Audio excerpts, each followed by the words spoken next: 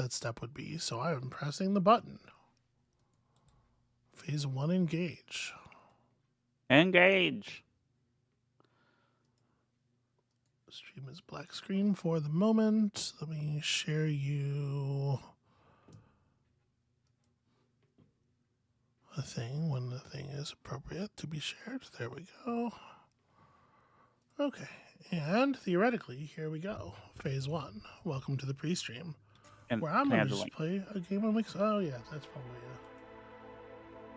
that's Is also that- a is step, it- but that's not the isn't step that I like- was forgetting, because that's after the step that whatever. Here's the link. Do you know what rain tastes like? I do. What's rain taste like? Water, nothing. It's just water.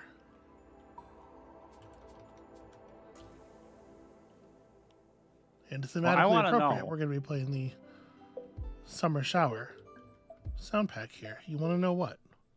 Have you ever seen the rain?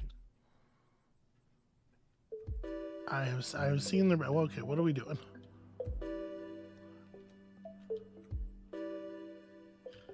I'm posting the link. What are you setting me up for? What kind of magic is this? Nothing. Not buying it. So it's a rock song. Rock and Yeah. roll music. Yeah, Why, I know. I how never. much you- Yeah, I know it's your. Hey, someone in the chat. It's Cat19. Hi. It's my what? She checked your page on a gut feeling and was perfectly on time. Heck yeah, not being late. We were a little late today, which was Amabel's fault. She very irresponsibly became injured. It's true. And then we need to figure out what we're gonna do today on the stream. So that doesn't involve me doing anything. She's like, oh, I can't use my arms without incredible pain. It is a lot of pain. Well, the thing is, sorry, it's sweetie. particularly my left arm, and I'm left-handed. And if I was playing like a hitman, I'm using that left hand to WASD, hit the keys and whatnot, and I have to have my arm bent. And yeah, for most which, for most video game purposes, it's one of the top 2 most important hands. Yeah, the way in which I injured myself, I have removed some of the skin from my inner elbow. I would. So when be careful. You be careful. Be careful with removing skin. Yeah, well, I didn't do it on purpose. Oh, I thought you meant like you've been picking at it. No, just I'm looking at it, and like there is a layer of skin that's not where it should be, where my elbow bends on the inside of my arm. So every time I bend or extend my arm, it causes a lot of pain. And so having it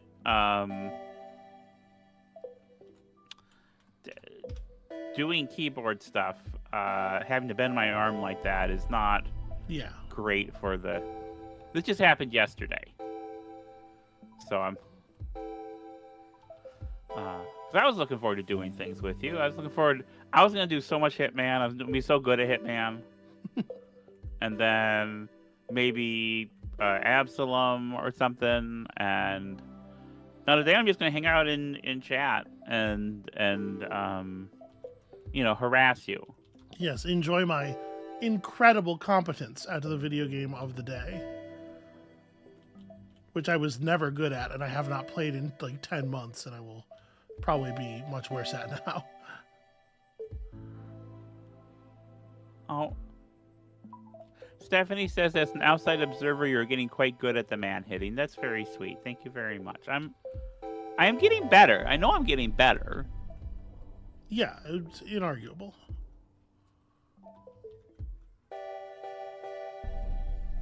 We have been watching a little bit of Hitman related content on YouTube. Some people are very much better than I am at it. Well, certainly.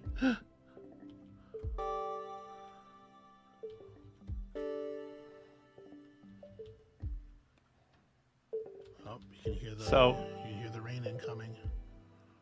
Yeah. Stephanie says, "Taste of rain, not good at the game." Oh no, SB, please, you aren't going to, are you? So people I think, are trying to guess what game. I already gave it away on Blue Sky, but Oh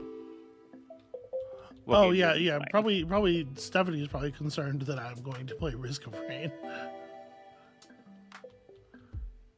or Rain World rather, which is not it because it is Risk of Rain. Risk of Rain 2, you said. Yes, Risk of Rain 2. Which is different. It's really quite different.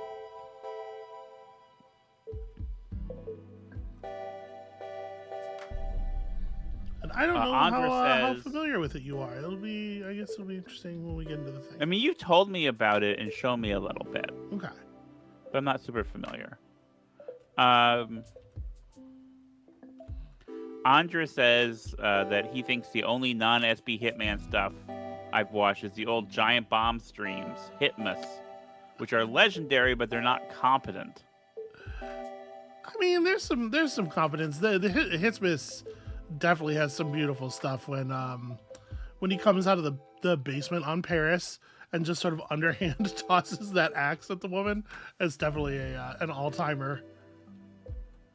Yeah, Vinny's whole run is really spectacular from that one year.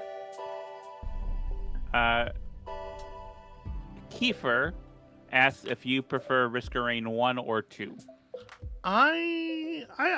Oof. You know, they got different vibes. I think I prefer 2 because I feel like the how do I want to put this? The elements of it that feel clandestine feel more clandestine. There's a lot of ooh, spooky secret stuff going on in those games, and I like the feeling of the spooky secrets in the second one more.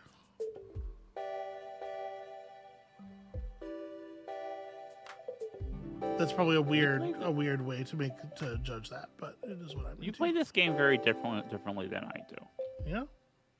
Yeah. Can you? I think you play it. The differences a little. I think you play it a little safer than I do. Okay, interesting. Which is surprising.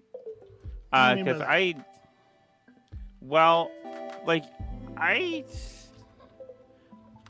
first of all, by this point, I'm panicking a lot more. But also, I deliberately try to set up more. I'm getting all right at figuring out how to set up a combo, which is a little tricky. But I put myself in a position where if I don't get that combo, I'm gonna be screwed up, and my run will end 6 minutes in. So I don't know. Just I'm looking at the way you're placing stuff, what you're prioritizing. And of course, that's assuming you're making conscious decisions with everything. And so much of this, you've talked about, is about aesthetics of good play, because it's hard to process all the information. Say, oh well, this goes here. You know. I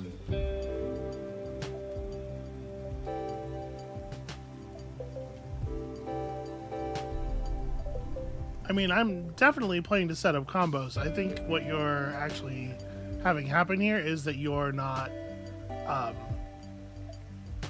perceiving the combos. Okay. Yeah. A lot of what I do in particular is I play to set up corners. Okay. When you say set up corners, you mean what precisely? Hold on a second. Let me lose here real quick. Not one of my prouder scores, but we've done some work here. We've done some things.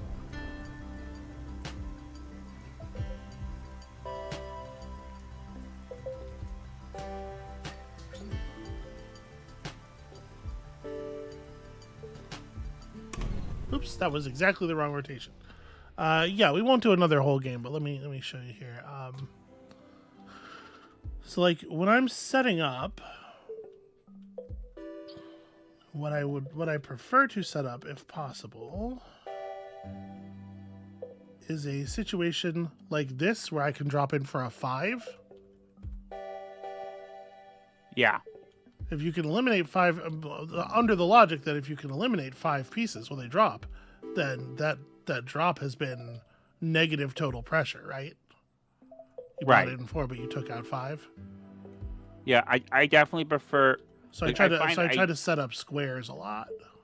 Yeah, I think Like squares. here, I'd rather real... do this, right? Yeah. No, I think squares are a real key. You know, when I said that thing, I said mostly just I watched you take what could have been a square and make it a line of 4, and I was like, I wonder why she did that. She'd have a cool fucking square there. So I was setting up for a different square, probably. I was probably looking at a different square than you were. Anyway, yeah, that's Mixolumia. Probably. That's the pre-stream. I think we're kind of there, right? We got it. We can move on to phase 2, the actual stream. Thank y'all for coming to the pre-stream. Give me just a moment here while I set up the next thing. Whoosh! Hey, look at that. We're in the cave. What? So that was a nice, okay. relaxed warm up. I got my hands warmed up. You know, I'm getting older. I can't just jump into it these days. All right. So, Amabel, what's our big game today? What are we playing today? What's today's real game? You are playing Risk of Rain 2. I am playing Risk of Rain 2. A game that I have not played in quite some time. I have a lot of hours in Risk of Rain 1. I would hesitate to even guess. And then, according to Steam, 100-something hours in Risk of Rain 2 over the various times I have played it. But it's been quite a long time. A new character DLC thing came out like 3 days ago, I guess. Okay. Let me pull this down, get the game capture running. I'm working on it, everybody. Kaboom. That's for y'all. And then for Amabel, also here. I hate that thing Discord does where you start up a stream to somebody and it shows you your stream and not like them anymore. I don't need to see another copy of the video feed from my monitor. I know what it looks like. It's over here. It's on my other monitor.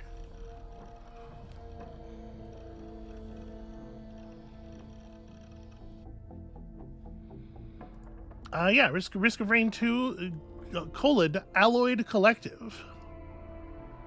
Adds 2 new survivors, one who's unlocked by default, also an unlockable, 6 new enemies, 7 new drones, 7 new stages, new interactables, new bosses, new items, you know, all the kinds of weird shit that they put in a Risk of Rain DLC.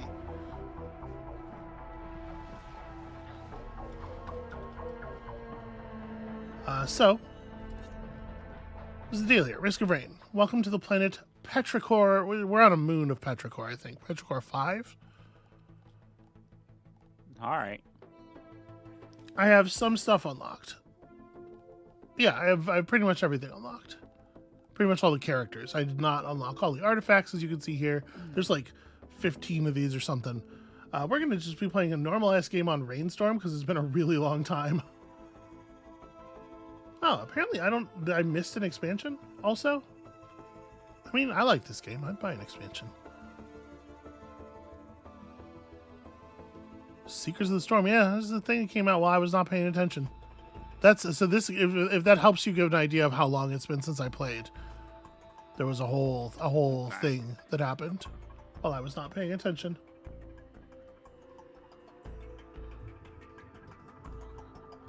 Anyway, I was a big fan of Risk of Rain 1.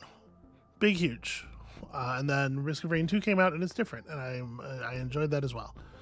Hey, Amabel. Yeah. Do the part where you have questions about the game. What do you? Tell me about your understanding of this game. You okay? This is in 3 dimensions instead of Yes. 2. Yes. Rain is bad, and Uh, you are trying to. It is a roguelite. Yeah. Okay. You're not Ish. building any decks though. There's not even a So deck. There's not even one deck of cards in sight. I'm gonna just start up the game as the most basic character here, the commando. While we're talking All right. here.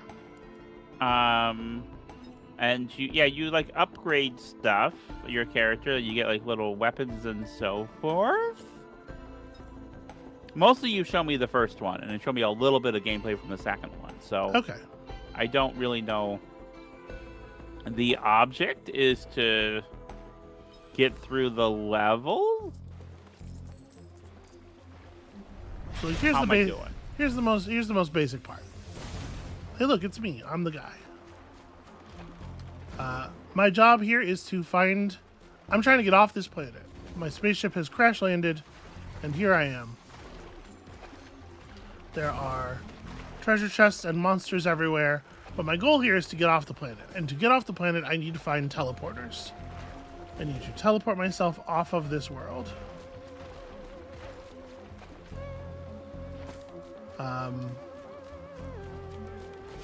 One way that we will find the teleporter is that it sort of emits a lot of red sparklies in its general area. Ah, critters. So if you see red sparklies, that's, please hit me up about that. All right. Bear, please. And we will acquire items, and they will do What? cool things. Like this teddy bear called Tougher Times that will absorb some amount of damage that we take. Now, in the upper right corner, you'll notice that I am being kept apprised of the time since the run has begun. And there's a little bar that's marked easy, and we have a pointer indicating our current temporal position that is moving through the bar slowly. You will notice all this? I do. I am seeing it. Yeah. Okay. The longer I take, the harder the game gets. So the difficulty level increases over time. There's an infinite number of enemies to fight, broadly speaking, and you could power up indefinitely by just hanging around in a level and punching people. But like I say, the game will continue to get harder. Yeah. Some of the difficulty increase is linear, I believe, where it's just like the enemies get, X% extra damage per minute. But there's also like difficulty striations, like you can see at the end of the easy bar. There's an intermediate block that we will slide into. And so it really is, it behooves me to move fast. And I've never been an expert on like whether it is go as fast as possible or what. There's the teleporter, so we're going for it. Cat of Nine Tails notes that you're taking a defensive item, so the game must really be tough. I don't think that's fair. I think she just saw the teddy bear, like, oh, I want a teddy bear. I think if she knew it was a defensive item, she wouldn't have taken it. No, I know the teddy bear. The teddy bear is just a very good defensive item. You'll notice I'm almost dead. Yeah, The game is actually very difficult, very dangerous. Enemies drop health pretty frequently. Cleanup drone. Kiefer asks, is there lore why the world is pay to live? Yo, there is so much lore. Also, in a very real sense, Between the two games, there is a shit ton of lore. So you'll see there are elite enemies who will spawn with like upgrades. Like we saw those beetle guys before, but that was a fire version of the beetle guy. I do want to hit the teleporter and leave, but I'd really love to have like 1 or 2 more items. Here we go. Here's another item. in a very real sense, our world is pay to live, which is why we must dismantle capitalism. Not wrong, but not maybe directly relevant to the situation. My job today is to engage with chat. I am trying my I guess so. best. All right. So I know what these items do. I'm going to pick up a gasoline canister. killing an enemy will ignite other nearby enemies. So, basic gameplay stuff. You can see at the bottom right of the screen my abilities. Every character has approximately 4 abilities, roughly 4 abilities. A basic attack on left click, some kind of better attack on right click with a longer cooldown. Yeesh. Take another bear? I'm not seeing a lot of great offensive items here. And it does have me worried.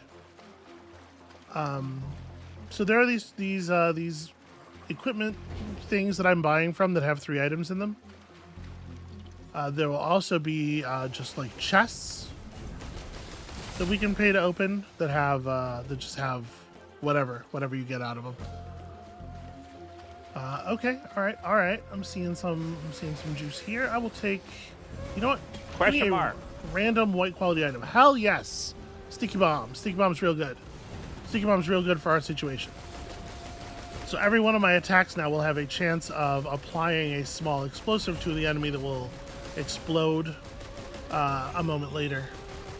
This is particularly good for this character because we have a very high rate of fire. So we have a lot of chances for items like that to proc. A lot of rolls of the dice. Yeah. Now, I assume because you have 2 of the bears that you have an increased chance of blocking? Yeah, well, every item scales differently with multiple copies. Don't necessarily assume that you have the thing.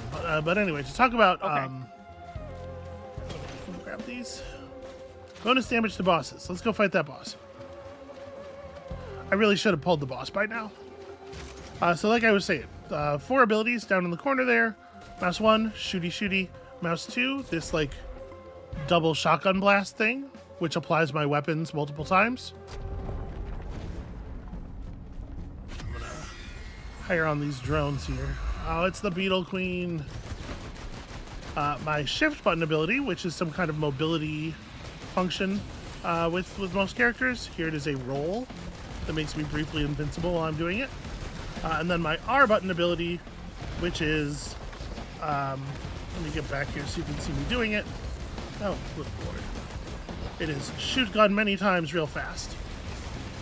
Again, many chances to apply on hit type deals.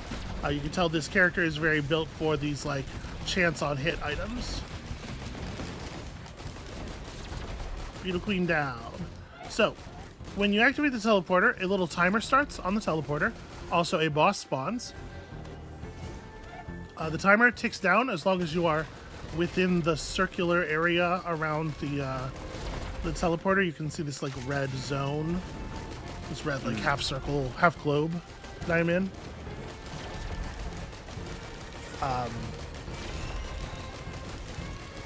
If the boss were still alive when the timer hit 99%, it would just hang at 99%. But we kill the boss and we stay in the zone and we fight for our lives and we make decent money. And things eventually stop spawning, and as soon as it hits 100%, we can mash the button on it and go to the next place, and I will go there because I am in grave danger here. All of the money that I have left on me gets converted into XP, and as soon as that process completes, we're out of here. Okay, so the item, the boss item, special boss item that the Queen Beetle dropped was, look at me, I got my own guard beetle now. That's pretty fun. And here we are on a new level and do it again.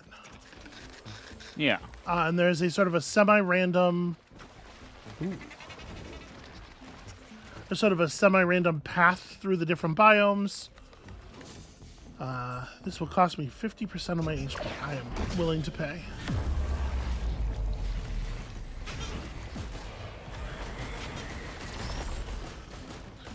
Okay, so I just picked up a void item. That is a special thing that also corrupts all of a different item in the game into a different usage. So I picked up the corrupted teddy bear, which has now also converted all of my previous teddy bears into corrupted teddy bears. And it's still, they function a little bit differently now. Okay. It was there in the text box. If you had time to read it, I am busy shooting things. I did not. Does anyone in the chat have time to read it? Can you type it in for me?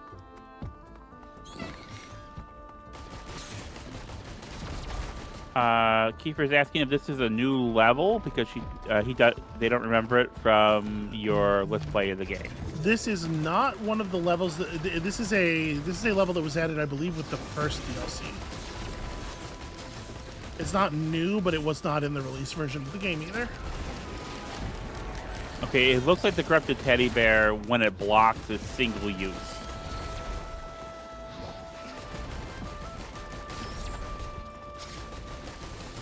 Hey, Robin, it is that game. That was a sequel to that other game. I can look at my items, but obviously doing so requires the ability to stand still for a second and not get murdered. Blocks the next source of damage. Oh, right, and it has a cooldown. Whereas the tougher times was just like every source of damage, there was a chance randomly that it would be blocked. Okay, that's fine. Flat damage reduction from all attacks, not bad. Over here we have a shrine. We have some money. Let's go play the shrine. Shrine is a little bit luck-based. I offered money to the shrine and was rewarded. And we can pay money to the shrine again, the Shrine of Chance, and maybe it will give us an item or maybe it won't. And every time you use it, the price goes up. And you can keep playing it until it pays out twice. So we got really lucky. And we got payouts on the first two uses when it was cheapest. So that's cool. Looks like there's not a lot of other stuff on this island. Let's get out of here.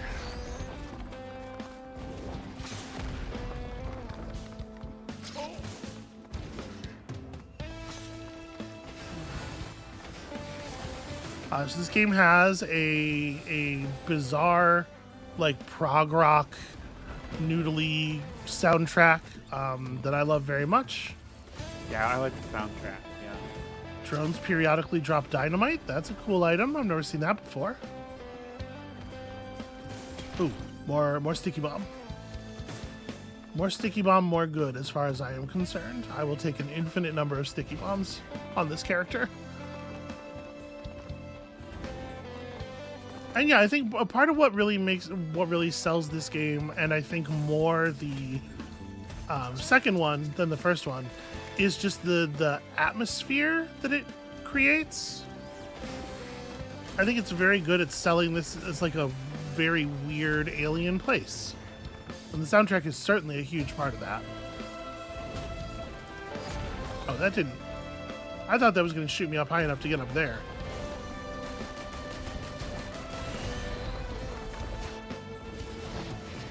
Well, my beetle guard's doing great work.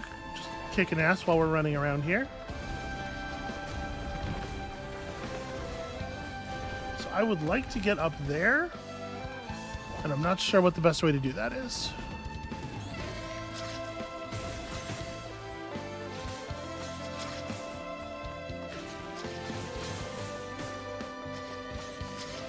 These things allow you to trade items of... So you can see on top of it what it makes. It's this yellow thing here. Yeah. And you can trade items of that rarity to it to get that thing. I don't really want to trade my yellow item. Our beetle guard is doing good work. That's the only yellow quality item we have. Yellow is the special quality of item that bosses drop. Gotcha. I don't see the teleporter. How's the levels and everything? Are we... I was looking and it sounded good to me, yeah. Okay. Oh boy, a lot of improved fellows chasing us around right now. So my combat roll gives me a couple of invuln frames.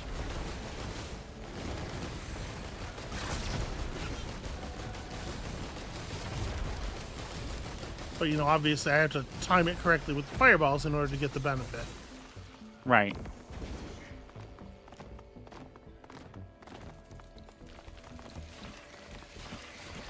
Man.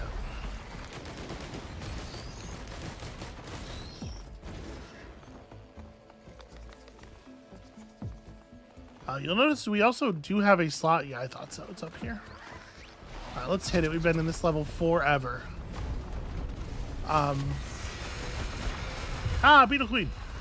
Who could have foreseen this? So you'll notice, like, every time I use my my fast shot ability, like a second later, she takes a ton of extra damage from all the bombs exploding. Just doing my level best to stay behind her right now because she has this terrifying poison spit that she can do.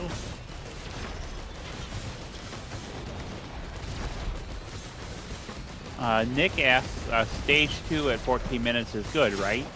No, it's not. Nick knows better. Nick is making fun of my pace.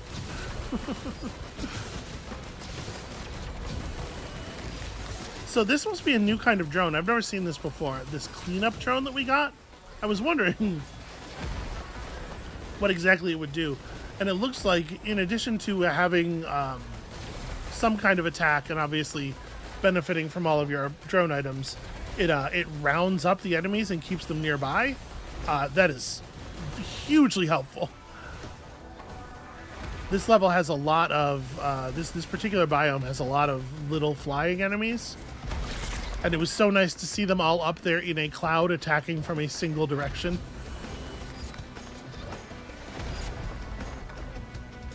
All right, kids, we did it. I think.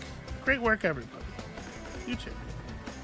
I'm trying to think what other like modern small studio / indie games have a 2D first installment and the sequel is such a paradigm shift like this. Well, the thing about that is usually it's not a thing that's like terrible, that's like hugely unique. Usually when it's done, people dislike the second one so much that the studio goes out of business. Okay. It is definitely a thing people were worried about. I know the second Monaco was in 3D. And people were really not heard much about it. People were not crazy about it, is my understanding. Although obviously there was a lot of AstroTurf bullshit, you know. I don't. Just like culture war shit? Yeah, culture war shit. One of the characters was a black lady. Oh no.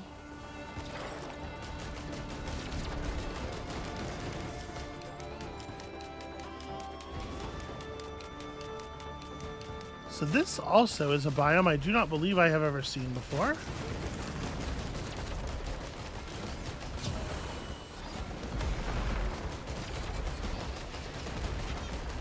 Yeah, Nick, Darkest Dungeon 2 has like a 3D graph, but it's not like a... It is just an aesthetic thing, I feel like. I mean, it's a pretty significant... Yeah, like the fact that it's 3D doesn't really... It's not... I would say... That's complicated, because it's not just... Obviously, it's not just an aesthetic thing in the sense that it's really very... Wow. Rolling landmine enemies, huh? Like it's really very different in terms of like how the gameplay is, but it's not different because of the 3D. Like in it, if anything, the actual gameplay is less dimensional than it was in Darkest Dungeon 1, right? Where at least you were moving around on a grid. And it's much more of a like an FTL style node based thing in Darkest Dungeon 2.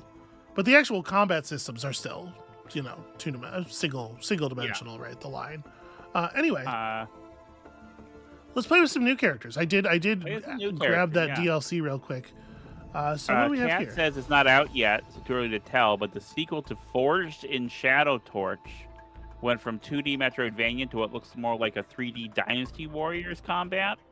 I'm not familiar with Forged and Shadow Torch at all. That's interesting. I did not realize that game was getting a sequel. I played it on the channel. It's a Metroidvania where you play like it's sort of a almost kind of cyberpunk setting, and you play a rabbit with a big metal mech fist. I remember enjoying it.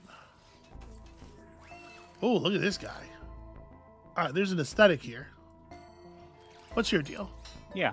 Start each stage with 2 drones. Fire a pistol shot that deals damage and ricochets on kill. Restores charge over time. Command a drone to activate its special skill. Can store a charge for each drone you control. Command a drone to lift you into the air for a controlled fall to the ground and can be reactivated to leap to another drone. And finally, launch a drone that knocks enemies into the air for big damage. Enemies are nano-bugged until they hit the ground. And this is a new character. You can see here, usually it is the case that most characters will have alternates for every ability slot, except the primary. And usually you have to do something to unlock whatever the alternate is. This character seems a little high concept. What else we got here? A Seeker. So your abilities are enhanced with each tranquility to a maximum of 7. That's a sentence.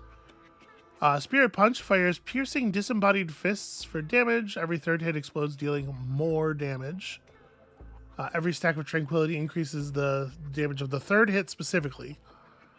Unseen Hand stuns, it launches a piercing phantasmal hand from the ground, dealing big damage, and heals for some of the damage dealt. Tranquility increases the healing done, not the damage done. Sojourn is stunning. Take flight and explode, dealing big damage. Exchange 25% health per second for more damage. Tranquility increases the explosion radius. So Tranquility is not about increasing your damage output generally. And then here we are, Meditate, the ability that gives us the Tranquility. Focus your mind to explode 300 damage, heal nearby allies, and gain Tranquility. Reaching max Tranquility revives and grants Saving Grace. When you die, Saving Grace is consumed and you revive. So that seems to be like a pretty core part of the kit. Your idea is you're just trying to meditate as much as possible. Okay. Seems like an odd duck. Let's play with the odd duck. Okay. Kat says that game, the Dynasty Warriors sequel, is called Zoopunk. And I have seen about Zoopunk, I believe, is catching some flack for using Gen AI. Don't do that, because then we won't want to play your game. Okay, this is interesting.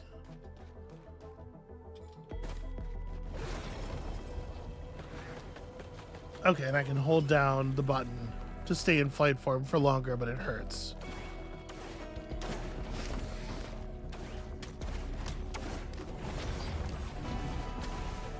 Yeah, this is neat. So there's rhythm to it, because that third hit is so important. And then... that's cool.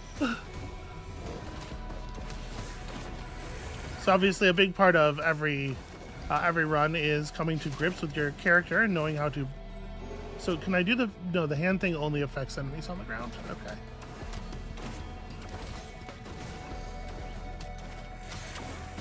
Any health? Oh god. Okay. I need items. Well, there's the teleporter. I don't really want to spend money on turrets. I want to spend money on items. You know, turrets are stationary. And when you teleport to a new level, your turrets do come with you, but they won't like follow you around. They'll just be wherever they teleported to initially. I need some stuff that's going to come with me. Here we go. Yeah. Ooh, red item. Okay, that's cool, I guess. So red is the highest rarity. We just picked up an item that prevents debuffs, which is it is a big deal, but it's not super flashy, obviously. And I'll tell you what it's not going to do is give me any healing. I need healing and damage right now, and this item is neither of them.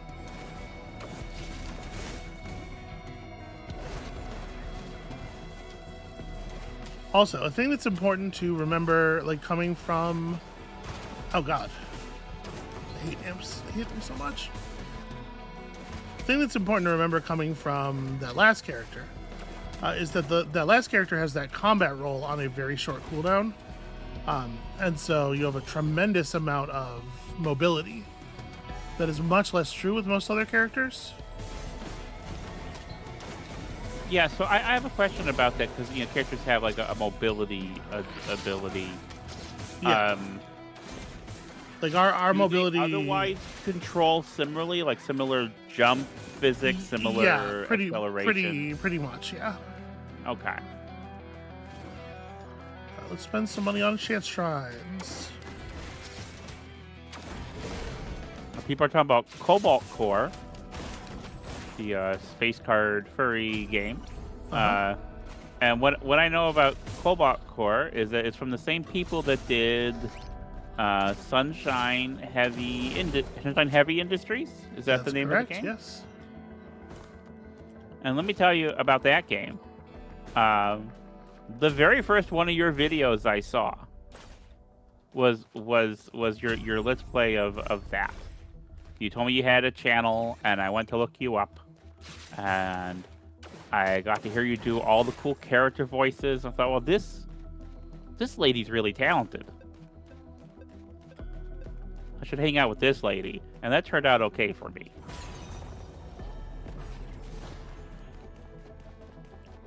That's very So sweet. I have a soft spot for those. I have a soft spot for those games.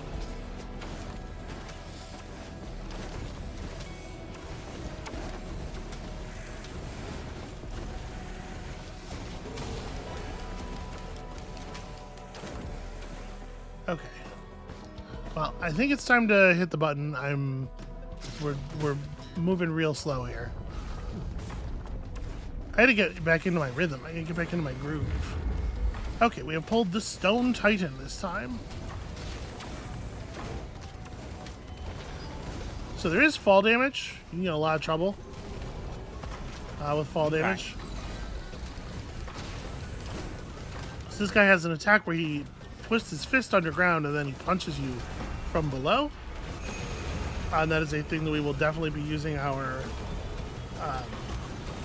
turn into a ball and fly maneuver to try to mitigate. Ugh, it's too much stuff. That's really rough.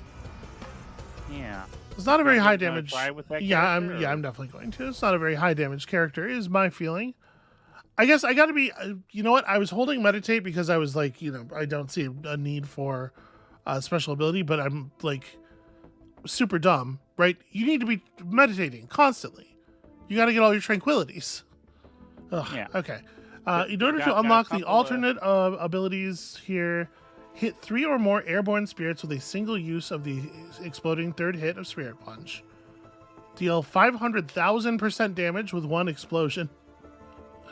Meditate 20 times consecutively without missing an input in a single run. Okay. Oh, we have a question from chat. Is it Yeah? hard to do different character voices consistently? Extremely. I forget. Beyond the actual mechanics, I just forget all the time, especially in games that have a lot of characters. What was it? Beacon Pines? Y'all remember Beacon Pines? That game was a delight, and I enjoyed it very much until the part where it didn't have an ending. But there are so many fucking... Not just so many characters, but specifically so many children in that game that I remember I was finding it very difficult to remember which voice qualities I had given different ones. And I don't have, I'm no Bear Taffy. I don't have a lot of like range or skill at this thing. You have a couple good, like, younger person voices, though. Oh, I see how the meditate works. Oh, that's horrible. Yeah, I just got that's sweet of you to say. Chance to instantly kill a non-boss enemy. Okay. Nick says that he doesn't do voices. If my players complain, I just spawn a queen slime. I mean, it's a tactic. And the next Neelius says, just learned yesterday there's an actor in Hades 2 that did 5 or 6 of the characters, and I had zero suspicion. Oh, I mean, geez, the people who work for Supergiant are fucking phenomenal. Yeah, I mean, like they got Logan Cunningham is one of the greatest video game voice actors of our age. Honestly, even Greg Kasavin, the guy who does most of the head writer, and studio head is remarkably talented as a voice actor. I think the number one thing they have going on over there, in addition to just like what a great staff, but particularly what a very stable staff, so they all know each other really well, is their voice direction is really strong. Whoever they've got on direction is really good at the job. I think that's something that gets kind of brushed aside, but it's really important. The voice direction is really, really important. Yes, absolutely. We have a couple people mentioning the first time they saw one of your videos. Nick says the first one was the Endless Legend Mushroom Faction one around release. And Cornflake says, I think mine was one of the Endless Space 2 He Show ones. High Show? He Show. Okay. Andra says, so many games fall down in voice direction. I agree. You know, we've been playing Vampire the Masquerade, and I would say it is not the greatest voice direction. I don't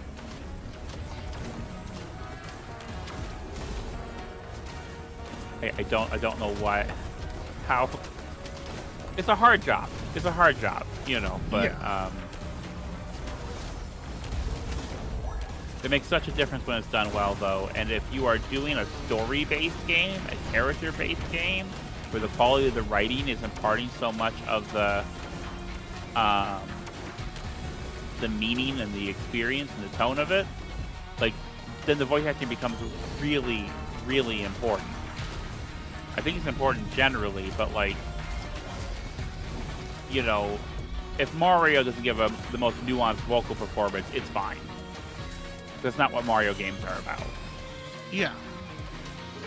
I have no idea what's going on here. I prayed to a kind of shrine I've never prayed to before, and now many enemies have come out of it. Andra points out even games that have broadly pretty good voice direction often fall down here and there. Disco Elysium Final Cut has some lines that are read completely the wrong way among thousands of lines. Yeah, there's some places where it's not ideal. And I will say, I hate to be like a jerk about it, but I will say that I do think they kind of... green portal. I don't know what the heck this is. We're taking it, though. I will say, I do think that they kind of fell down a little bit on the Kuno voice casting. Yeah. New Kuno is just not as horrible as old Kuno. So, for those of you... not to interrupt time with chat, and time with chat is important.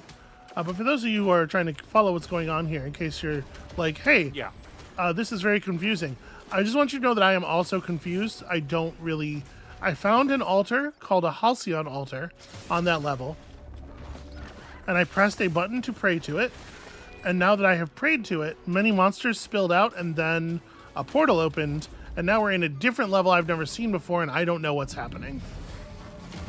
Cool. Just so it's clear to everybody, we're all on the same page. But I am learning how to play this character a little bit.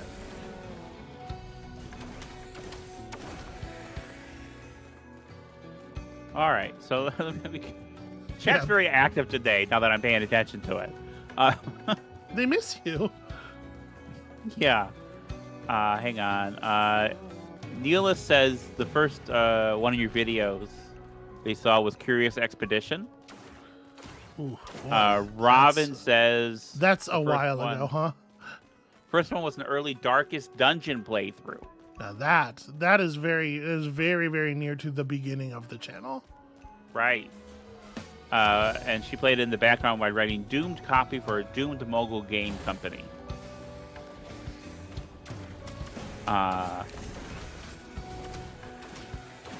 Andra says, I'm a new Kuno defender just because the old Kuno was not genuinely a Scouser. Okay, yeah, you might have some... I don't know what a Scouser is. Well, it's a person from Scouse, I would reckon. Okay. I don't... Okay, and I wouldn't have had the range when not doing Kill My Throat Screeches. Couldn't have done the necessary quieter bits. Nick says, I looked so long for a way to kill Kuno. You can kill the other kid, but Kuno seems to have plot armor. It's true. You can shoot Kuno ass. It does. It instantly ends the game, as you might imagine. Andrea says a Scouser is a person from Liverpool. That's the accent Kuno has. Ah, okay. Okay. I thought there'd be like a Liverpoolian or Liverpuddian or something. Liverpoolian. A gallon of cats. Liverpoolian is the term we usually use over here. Okay. All right. Gallon of cats says if you need some unconfusion, they can provide if needed. I think for the situation you're in is when that came in. Oh no! This is. I mean, this is the experience, right? This is the game. Yeah. Oh, the Wandering Vagrant. Oh no.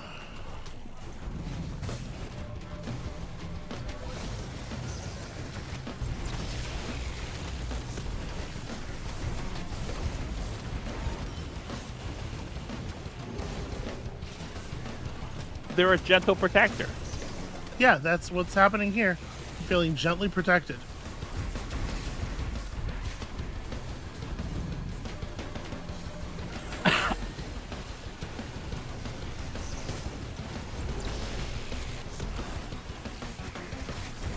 Oh god! Oh god! Oh god! Okay. Who lost his line of music? The explosions. There's Yeah, so many explosions. I am, so Nick says boo that jellyfish, and I am kind of just looking at the chat while you're doing this, because... Oh, yeah, I'm sorry. It is pretty jellyfish. Like, that's not your fault. It's not really anything I can do about it. Sometimes we're just going to pull the Wandering Vagrant. Yeah. I was killed by a Scorchworm. Alright, I'm going to play that character one more time. I can do better on the... I got to watch my Tranquility timer, because you can see it has the Tranquility meter above the buttons. Like, I think you're really supposed to be getting to 7 pretty quickly. Okay. And I'm not doing it. Says the Scouse is not a place, it's a kind of Liverpool stew. And as a result, people from Liverpool became known as Scousers. Kind of like the French calling Brits roast biffs. Here's the thing. All of this could be nonsense, and we wouldn't know. But people from Liverpool will self-describe as Scousers. It's not derogatory.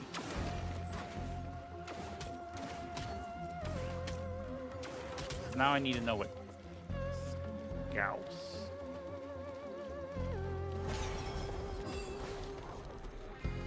It is very cool to have a flight ability. I will say that. So Scouse is a type of stew made from meat, usually beef or lamb, with potatoes, carrots, and onions. What, you didn't believe? No, I just want to know what kind of stew it was. I'm always looking for new stews. I do love a good stew. You are someone who likes a stew. I do.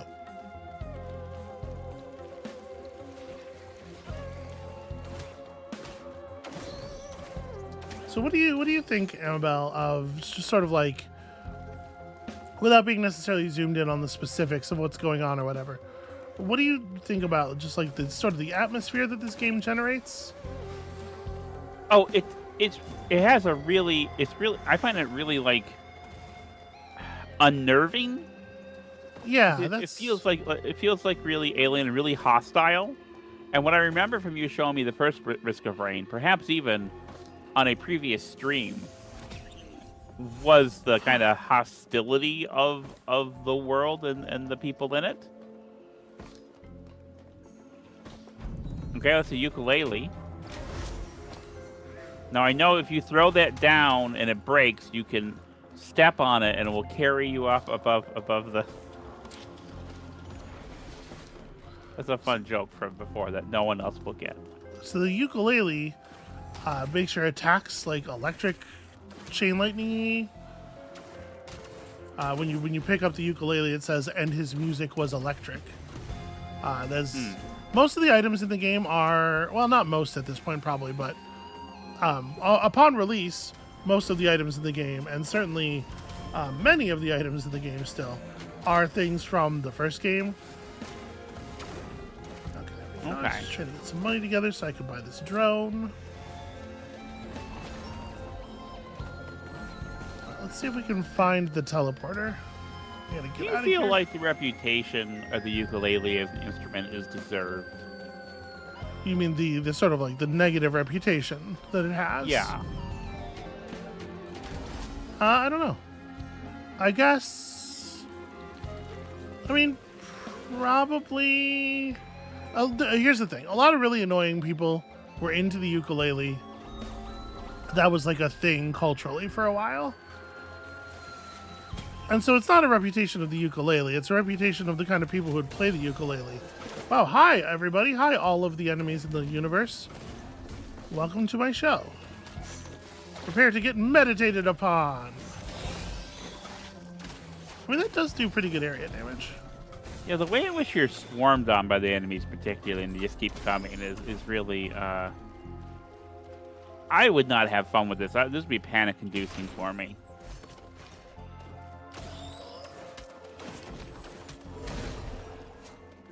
Is this a single-player game? You can play this in multiplayer. I think it supports up to 4 players by default, and I think there are mods for more.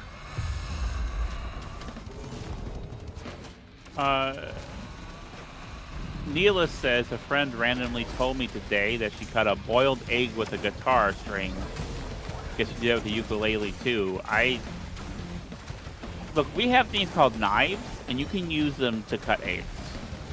And I don't.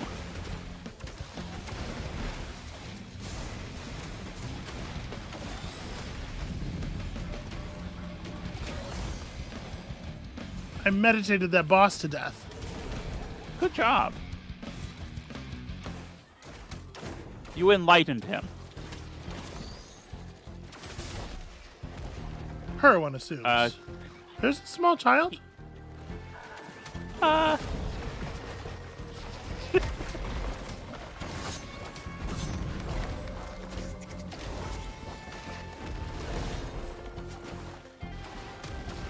who would have thought? It turns out my moves are way more effective when I remember to get my tranquility stacks. Just like it said they would be on the menu. Yeah. Kiefer says their first video from your channel they saw was Hitman 2 in late 2018. They were just searching YouTube for what new Hitman looks like, and then got hooked. Well, I appreciate all the the kind words and the remembrances and everything, everybody. I do. Apologies if I'm not. I'm trying to play the video game also.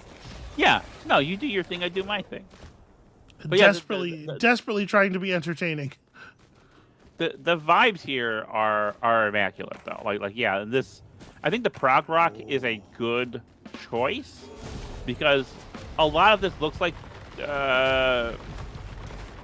album covers if prog rock was more science fiction based rather than fantasy.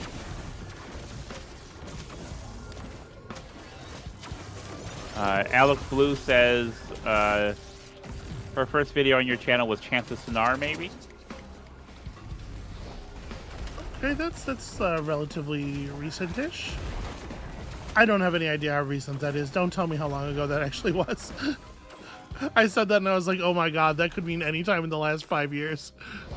I think I remember you doing the game while we were...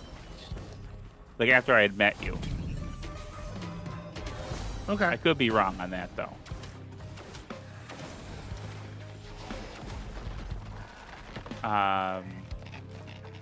Gallon of Cat says Risk Arena is a prog album with a game attached. I mean, it's been a strong methodology for producing video games. Where you just kind of make a game that is embodying the soul of the music. It worked for Doom, it worked for Quake, it worked for Sayonara Wild Hearts. You know what what is the designer's name? Jessica Mack, who did Everyday Shooter and Sound Shapes, basically made music and then made a games coming out of it. And I thought both those games were really charming, and I know there's a new Jessica Mack game in like she's developing a new game with Annapurna, so hopefully that will come out at some point. Shrine. Temporary barrier and a dimensional aura on low health. Also, instant heal on low health, consumed on use. That's not the greatest of items.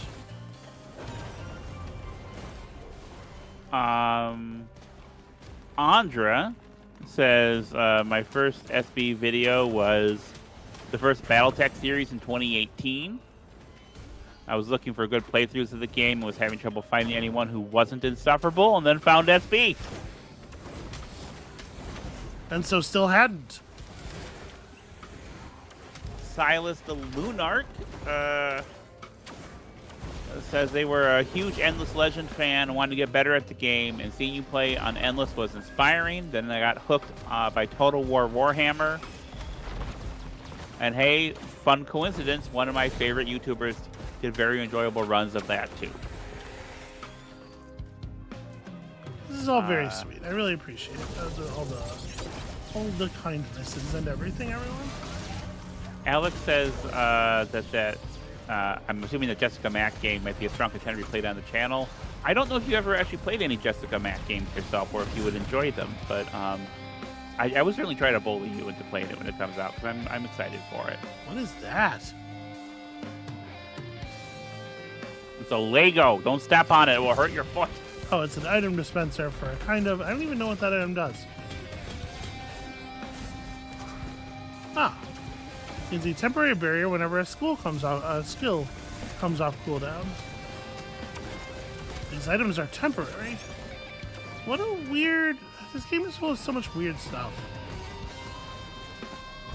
Yeah, and I think the weirdness... like, I'm not understanding a lot of the stuff in the same ways that you are. So I'm not familiar with it, and that actually is helping for me, you know, because it is giving it that kind of in the deep end kind of vibe. Yeah, the imparsibility is, I think, actually a really important part of it. So I have activated the Shrine of the Mountain.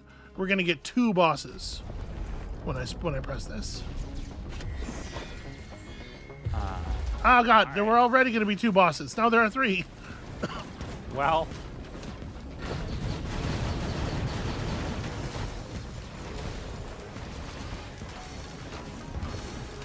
who do you think you are? Kaboom!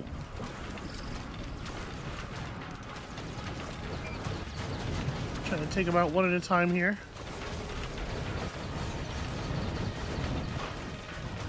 Silas says BEEG hype for the new Total War Warhammer 3 DLC. Norska rework is great. That's cool. I'm really glad to hear that.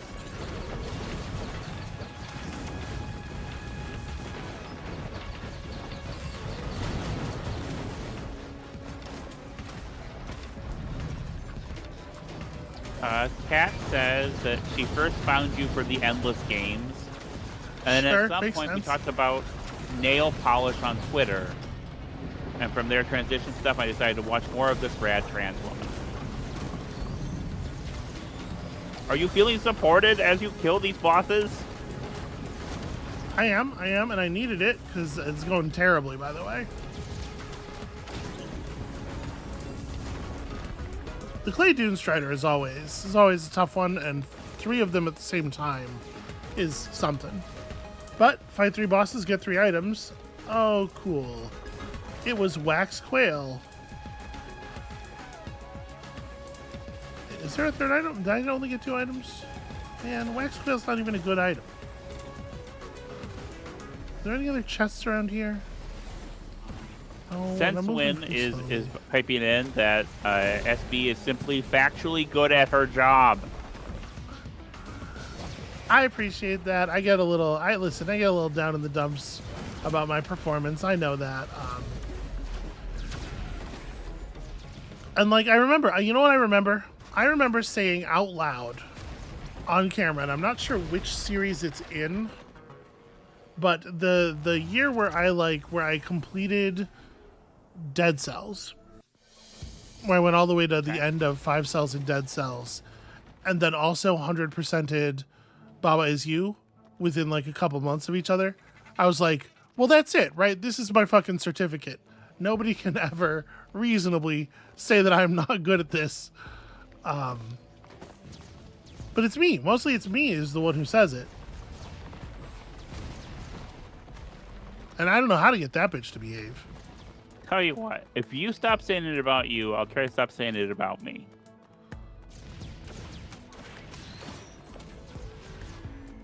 Alright, so we gotta clear some void seeds. We gotta find and activate this teleporter. Well, there's a big bubble that way. 30% soul. What? Did I just trade off max HP for some shaping? I don't even know what that does. Hopefully it was cool.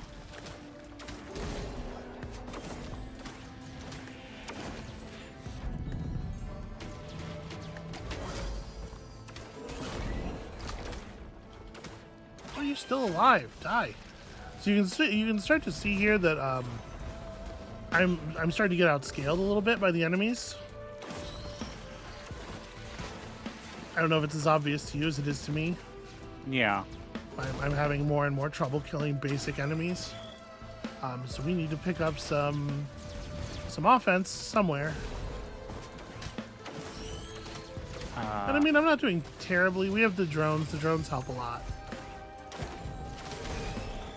Graph says that they found your stuff because you're the only YouTuber playing Endless Legend community mod.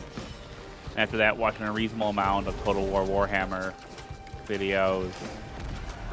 And Gallon of Cats says the first videos they watched were Endless Legend ones. Found the channel about 2018 and watched Backlog for a long time, then got sucked in by the personality. You are a personality, sweetheart. Hey, listen, nobody ever said I wasn't a character. But just because I have character doesn't, you know. Alex says, more to the point, your ludic skill level is only a tiny fraction of what makes your content compelling. Robin is being Robin and says that she stopped enjoying your Total War videos when you got better at it. So, the appeal for Robin was feeling superior to you. Yeah, that's fair. Most of my haters really hate the way that I make them feel inferior.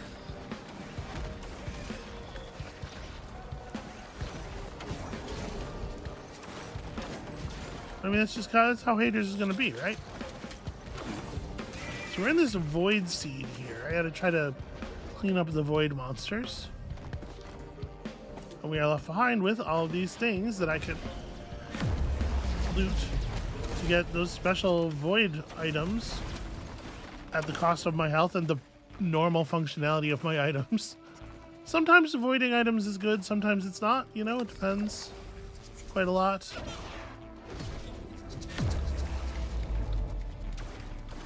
Every time I open up a void seed, I am releasing void ticks into the world, which is not great.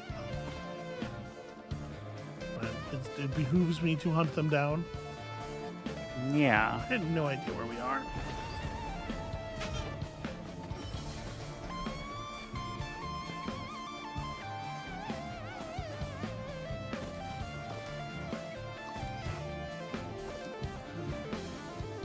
Well, all right.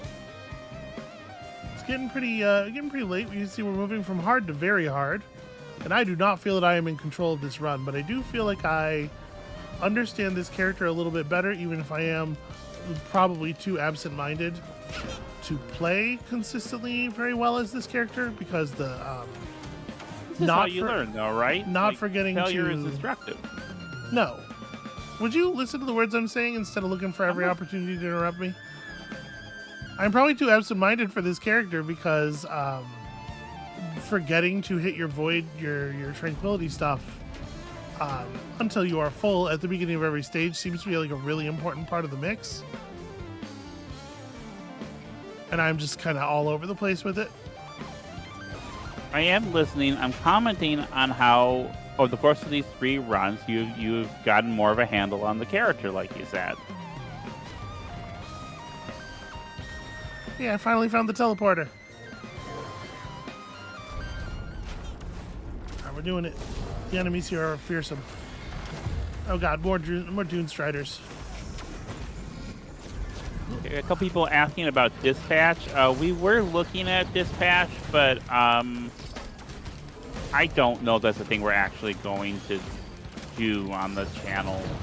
So, like, my main concern with dispatch is that it's like watching us watch a TV show, and so I don't know that it necessarily seems like it's going to be all that entertaining. But like, y'all are the ones that I'm worried about entertaining. So, feel free to let us know whether you would do or do not want to, you know.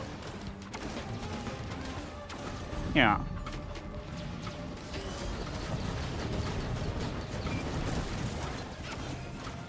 Lord knows I have been wrong about what people will find entertaining in the past. Right, as evidenced by the reaction when you started putting me on your show. All right, get her.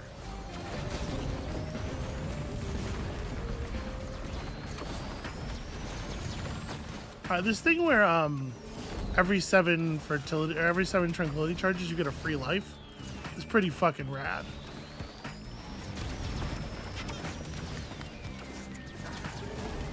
We have a question from the chat to both of us. Have we traveled much? You know, I really have not.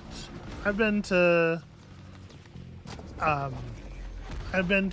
sort of the corners of this great big ridiculous country of ours, and also to Canada. But for those of y'all who don't know, in the place in Michigan in which we live, going to Canada is about a 40-minute drive, so it's not really that impressive.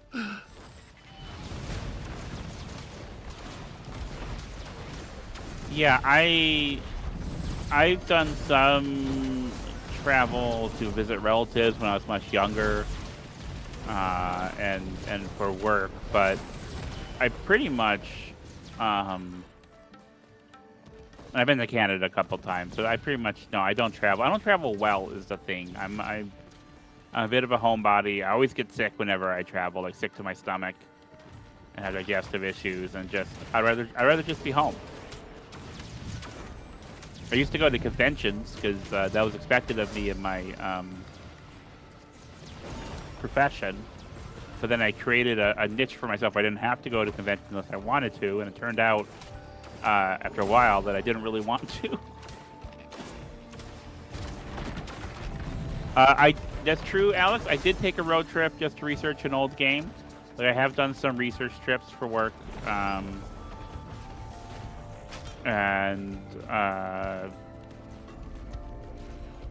Yeah, I did do that.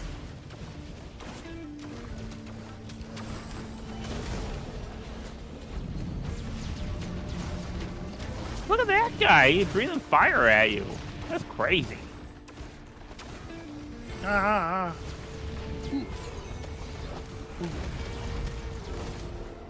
So I saw the teleporter, and I would like to get out of here quickly and try to make up some time, but I want to make sure that we get to maximum tranquility first.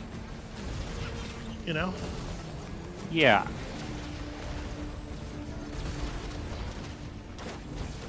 So we're almost there. Things are almost going to be insane in a moment.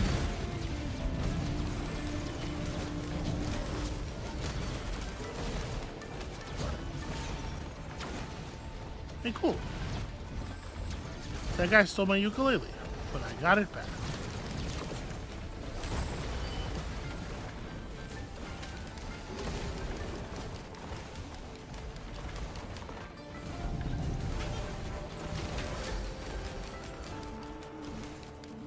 Alright, the teleporter was... Oh, hell.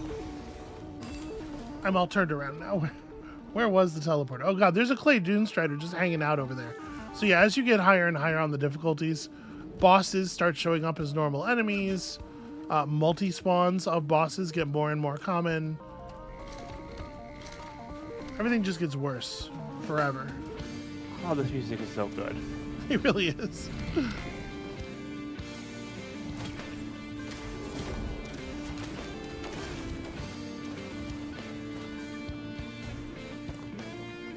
Got it. Okay, let's do it.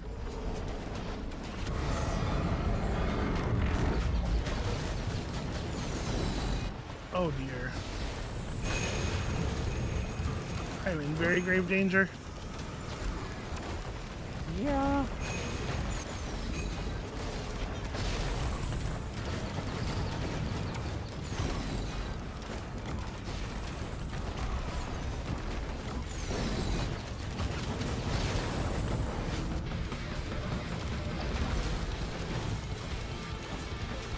Okay, one stone titan down. Unfortunately, there's one more and also still that Dune Strider to worry about. Oh, wait, is it two? It's two stone titans left. Okay. So you can see they have this very powerful laser attack. You have to be prepared to evade in some way.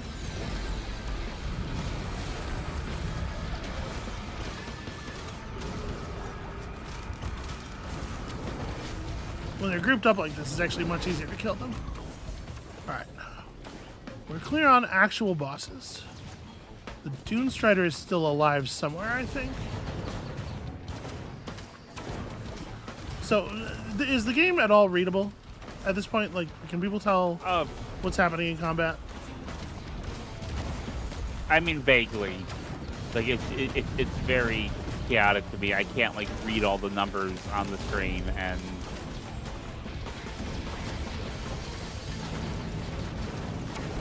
But, like, yeah, I mean, like the action's pretty... I think it's pretty readable from the outside. If I was playing this, I would be so lost. Alright, we're making it, though. Welcome to the Hellman's Hatchery, a brother's respite. It says it's impossible. Maybe you'll prove them wrong. Impossible's like the fourth highest.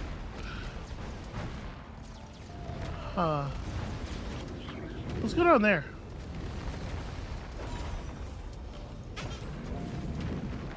So like I said, there is fall damage, but any thing that most mobility abilities will reset your vertical momentum. So like I can very easily survive a fall of any length by just turning into the ball of fire partway through.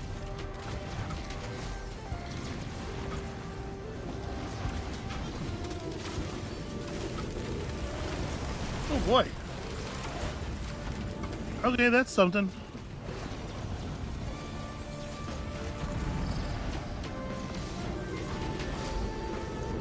Meditating.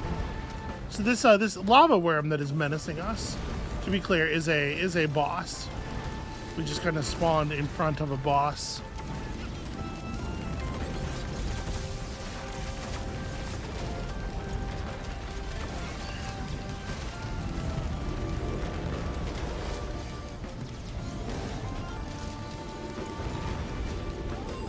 Ah! Accidentally lava balled myself into the lava. It's almost dead. It's almost dead. I'll feel much better when we are rid of it.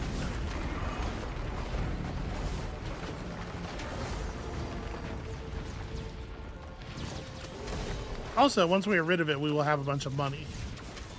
I guess I have a bunch of money. Okay, so we can actually buy some of these items over here. Love to get items. Okay, dynamite for our drones. That is one of the rings, right? One of the wedding rings? Yeah, Runald's band. That's cool.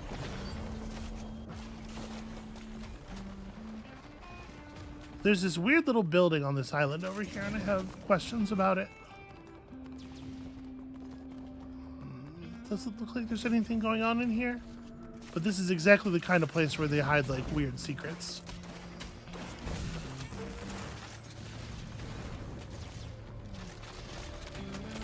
I guess not this time, though. So, Alex is saying she has a sentient opinion. It's much easier to read if you're playing the game's visual language, draws your focus in, as you play, but spectating is more challenging.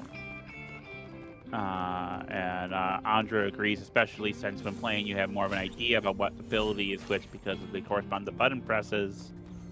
Yeah, I think that makes sense for people who can play video games. I wouldn't be able to see all the underestimate yourself a great deal, in my opinion. I'm just aware of some difficulties I have. Like for me, Okay, a 2D plane is a lot easier to.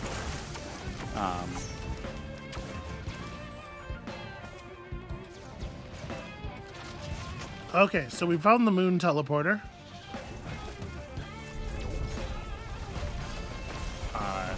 Nick says that he thought the rings were chokers. Matching chokers make more sense to me.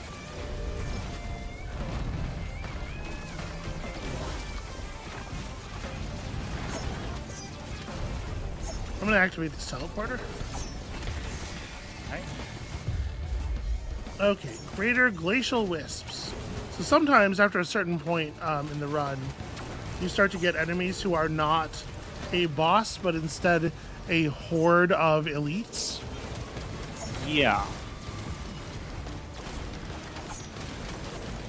And so that's what we're facing here, a set of greater wisps. Depending on the precise nature of the elites and your loadout, a group of fancied up elites may be easier or more difficult than a normal boss. I think that was a pretty good pull for us and our many drones. The difficulty we're now on is called I See You. Yep. Why is it called? Is that a reference? Am I missing something? It's a reference to it seeing us.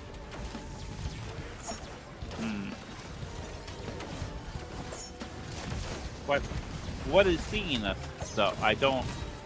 Indeed. What indeed? You are supposed to be, you know... It gives me the chills. Yeah. I believe the next difficulty is I am coming for you. Okay, well... And then the one after that is just ha ha ha ha ha ha ha. Alright. Nick asks, do you feel seen? In this moment, sweetheart, do you feel seen? I do, thanks to the kindness of the viewers and whatnot. All right, so all of the extra items and shrines that are outside of the combat area get frozen when you pull the thing. So I was waiting for the teleporter to finish charging so we could buy these 2 items that were right here, and then let's get out of here. All right, to the moon, baby. Here we go.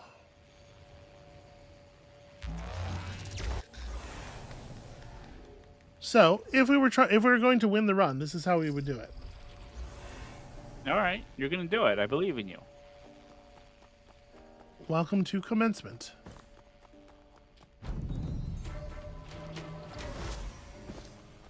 We're just gonna enlighten ourselves as quickly as we can. And you can see we are midway through. I'm coming for you. You don't really want this to have been the place you're at.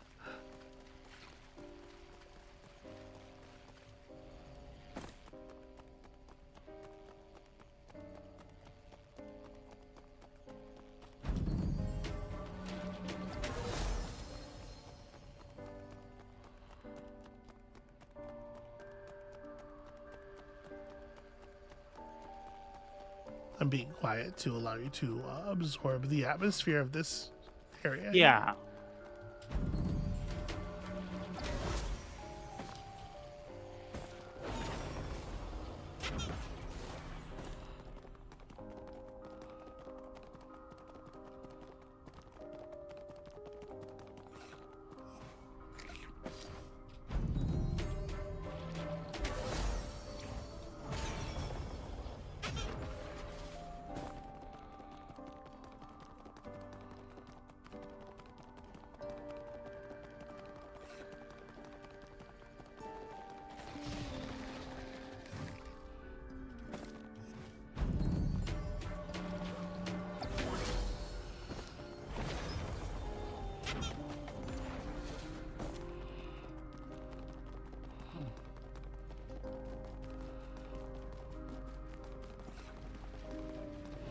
Hey, look at that. A ship that we could use to leave. In theory. Maybe. If only we could get through that force field.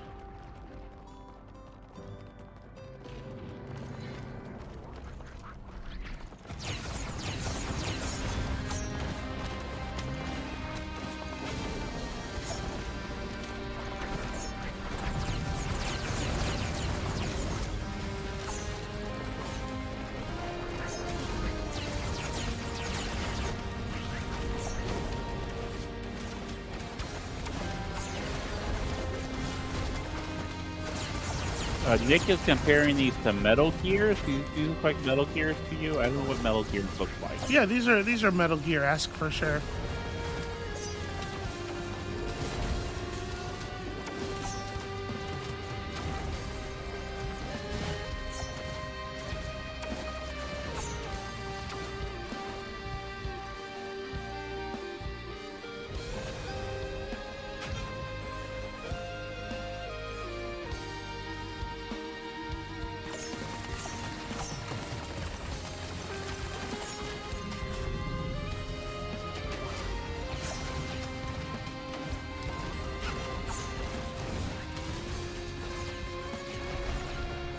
Alright, so... Yeah. I'm sorry, it's really pretty. I'm just watching it. Yeah, no, it's really like it's quite striking the first time you get here. It is a little hard to be like on task because it's just like Yeah. the grandiosity of it really lands, I think. Yeah.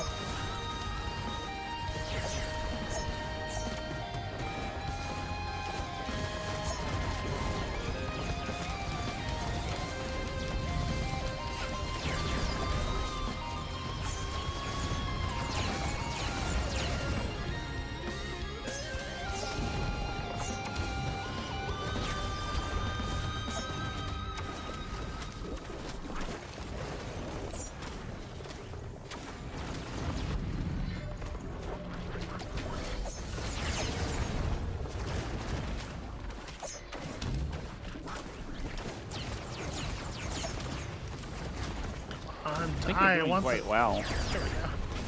Well, I'm surviving. This isn't the hard part.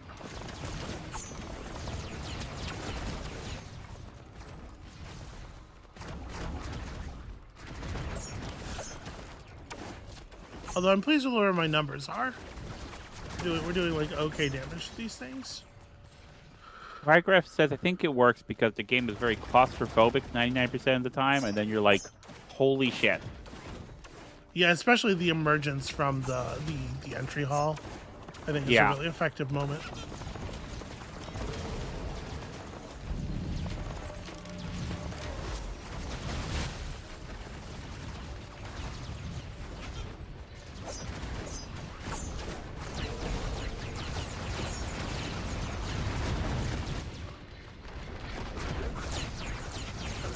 Pillar area. Ah, it's drinking me. Let me go get some help.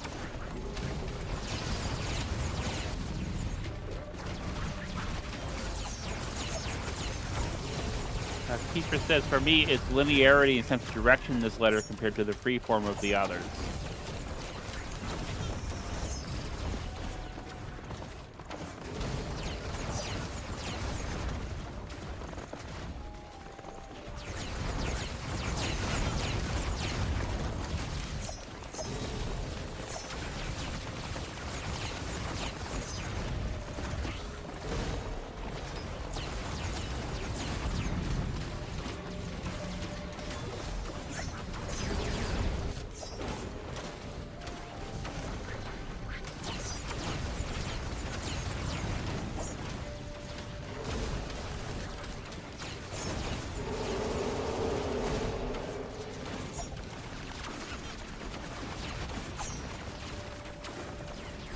So there's another pillar around here somewhere. Maybe at the end, maybe another end of the thing, like one pillar per building. This is different than it was last time I played. Okay.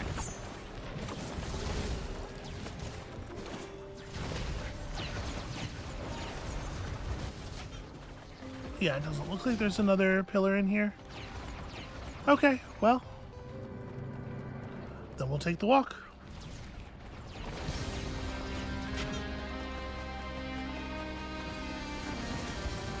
There used to be... I used to do all kinds of sneaky secret stuff. Yeah, there's another pillar over there.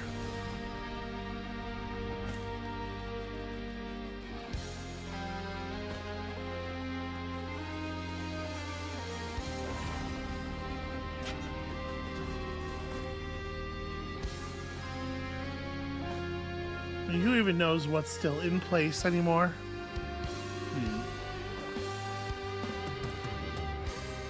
Ah, stuck on an object.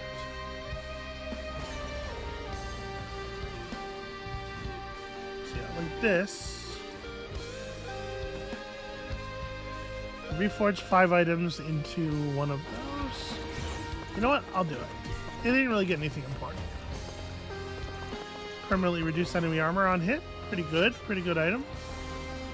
These reforgers let you sort of like shine up your build if you feel you need it.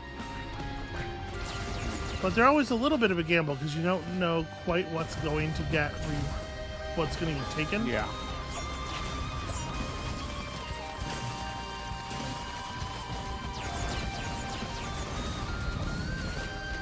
Interesting. So this one tries to push you away from it. They're all different.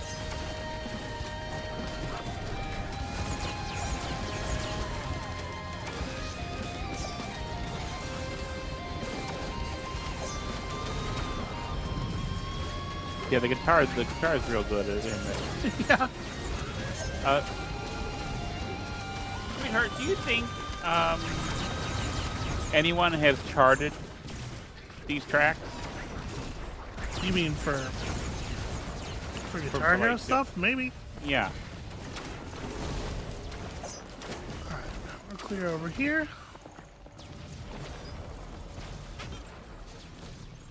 Gosh, I love being able to fly. That's pretty good.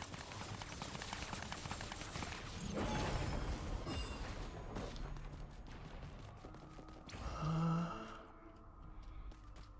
do not know where the other two are. So just look for... There we go. Beam of light pointed into the sky.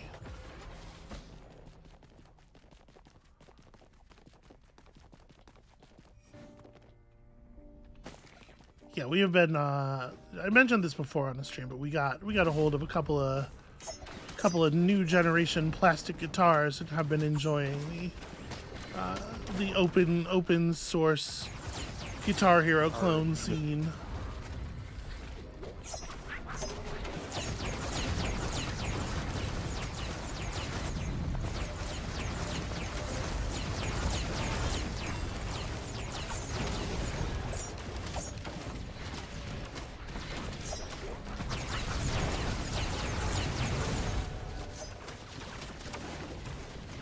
Actually, stay inside the zone. Okay. What effect is this having? It's tough. This character wants to fly, you know? I can't really tell. I'm not perceiving anything.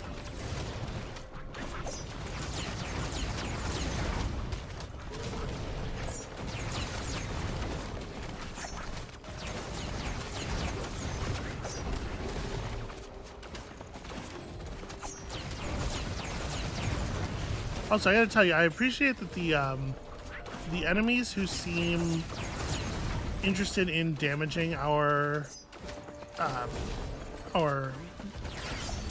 pets seem to be real focused on the beetle guard. We finally lost a drone.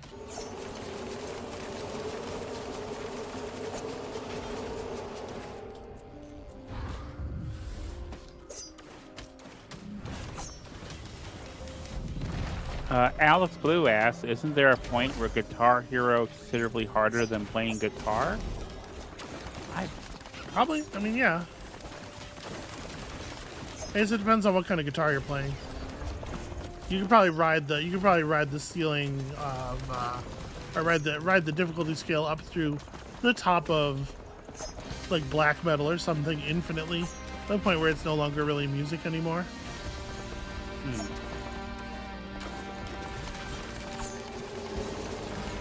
Yeah, I've never learned any instruments, so other than trying to play the recorder.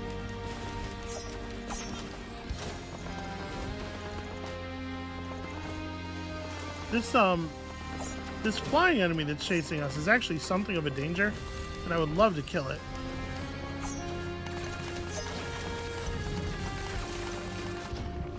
Yep. We got our extra life off of the tranquility. There we go. Don't want that thing following us around forever. Yeah.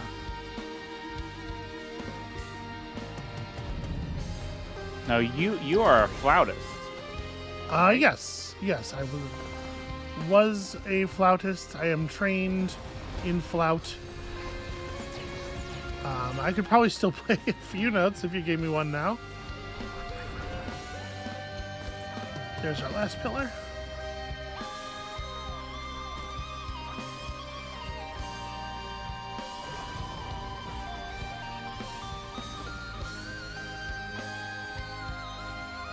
Okay, I wasn't dissing the recorder, just I was given the recorder to... So they gave all the kids in, 3rd or 4th grade when I went to school recorders, and then used that to determine, teach you like musical basics. And I was the only child who was not allowed to take another instrument, not allowed to go into bands, because I was so bad at it. So I never learned any other instruments. I very briefly considered trying to get a hold of a theremin. I was that kind of nerd, but I didn't because they're actually, expensive.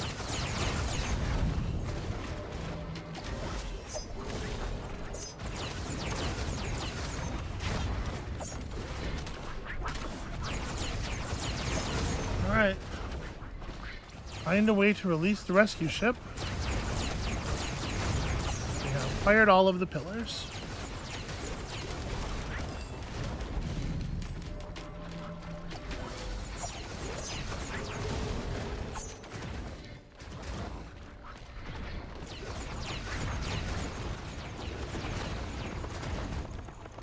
And that looks like a big deal.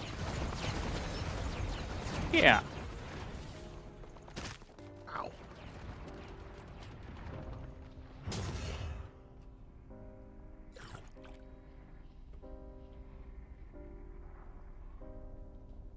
Okay.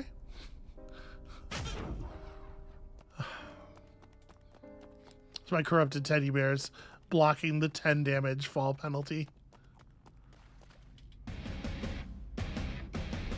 And then this happens. Mithrix, the king of nothing.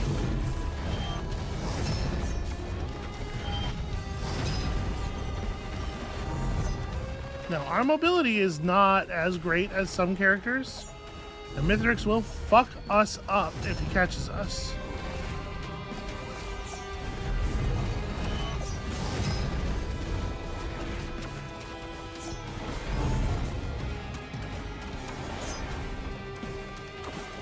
Remember, we have this this little tool here that creates a dummy of our version of ourselves, which seems to just be running around him in fireball form. Jump the wave. We can fire that every like 2 minutes or so for 30 seconds. So that's pretty good.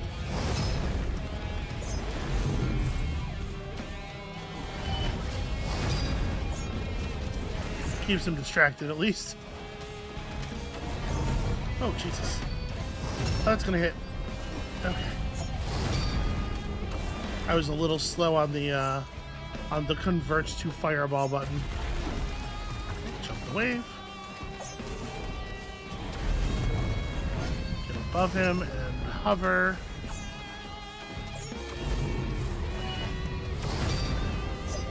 Trying my best here.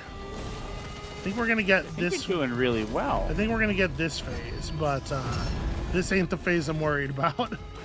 I remember things about this fight.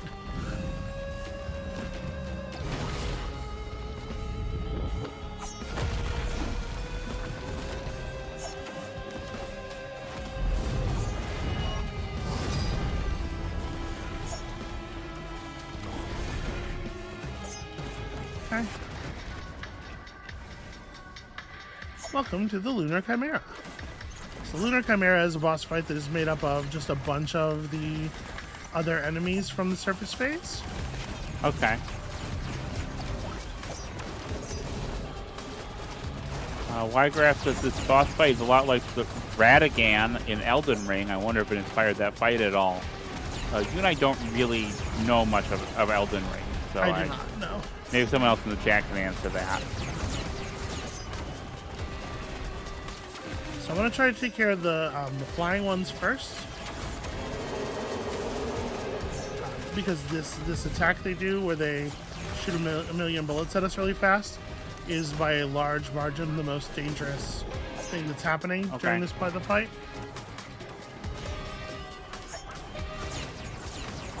And we also can't hit them with our stun fists.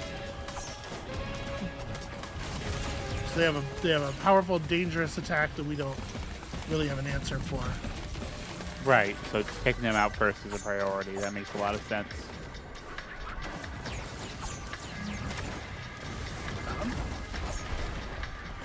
Alright, these guys, not only do they not pose anywhere near as much of a threat, but they can get stun fisted and we can regain health off of them, because the stun fist is the move that regains our HP.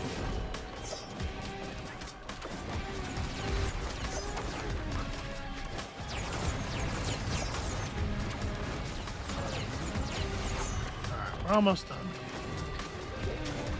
Then Mithrix is going to come back and he's going to be mad.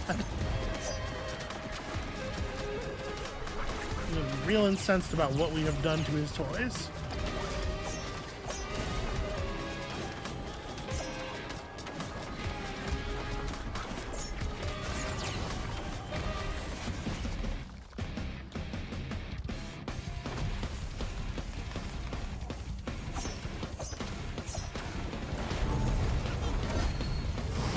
He is a little more intense now.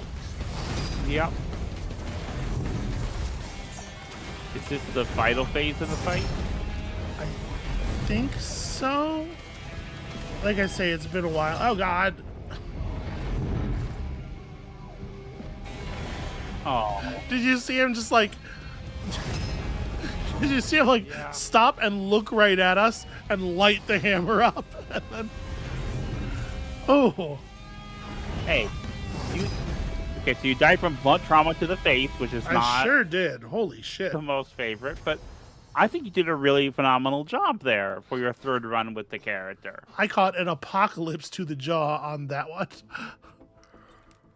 We did manage to unlock one alternate ability, so replacing the punch up from the ground, the stun punch with the healing, with manifest spiraling orbs dealing 150% damage, hits grant temporary barrier, exhilarate on activation at max orbs. What does that mean? Skill activation after obtaining 6 orbs increases rotation speed and damage by 66%. Okay. And I don't know. So tranquility increases the lifetime by 18% and the barrier granted. So this one, instead of granting healing, grants THP, which is going to be better pretty much all the time, right? Okay. Let's see, where are we at? We've been running for like, okay, I could do one more run. Let me pick a character that I'm a little more familiar with. Yeah, and sure. see if we can't take it through the ceiling here.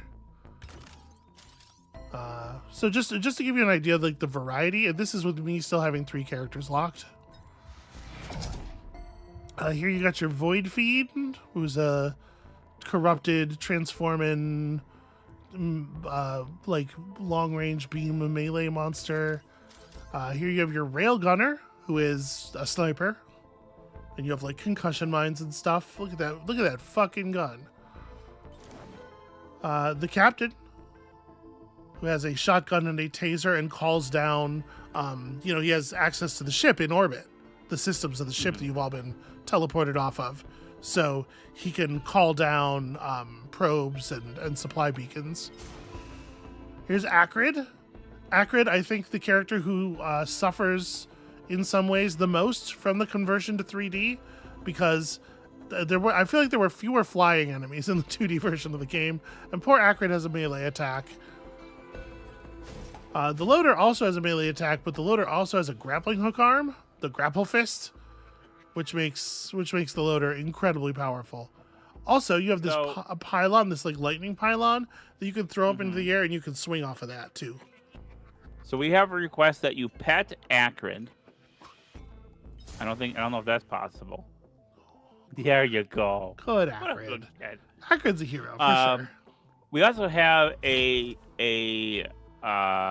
question, and then I guess a guess. So Flamster asks, "What's your favorite character?" And Gallon of Cats guesses the Loader. Yeah, Loader's correct. Loader's absolutely correct. Somebody understands my playstyle.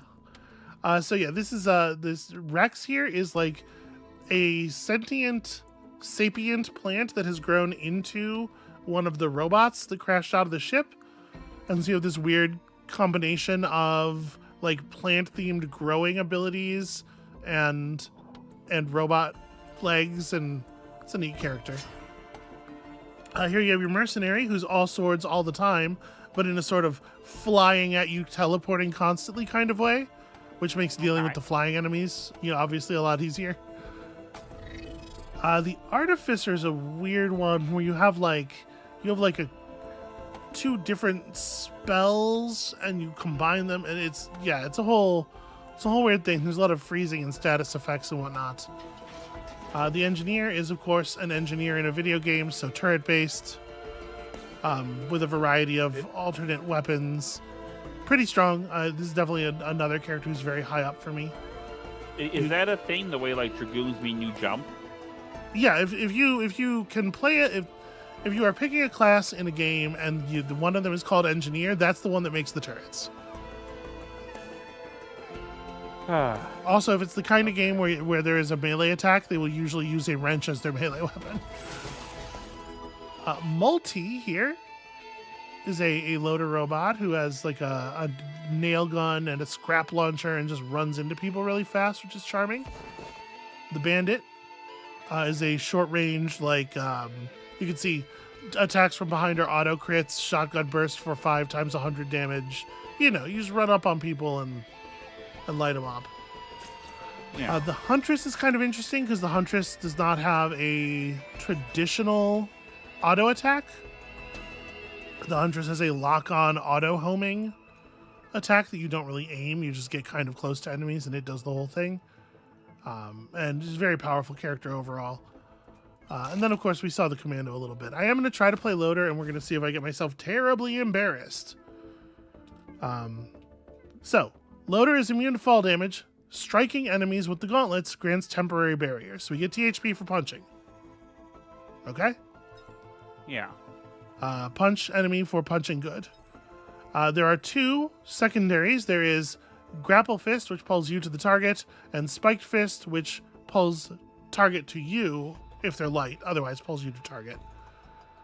I don't know. I guess we'll try Spiked Fist. I don't really know. Our utility skill lets us charge up for Mega Punch. This skill is heavy, which means that it has more damage the faster you're moving. So you try to like grab yourself onto something, right? Get yourself a nice heroic amount of forward momentum before you gauntlet. And then the M551 pylon, like I said, is a thing you throw up in the air, and it zaps enemies, but also you can swing off of it. Kill 3 other loaders in the Bulwark's Ambry to unlock whatever the other special is. And you can see I've played this character enough to have unlocked a secondary color scheme, which is a sign that I have played this character a lot. All right, let's try it. One more run. People in chat are talking about games with engineers. Wygraph says the first game with engineers that they can think of is Command and Conquer, but they don't fight.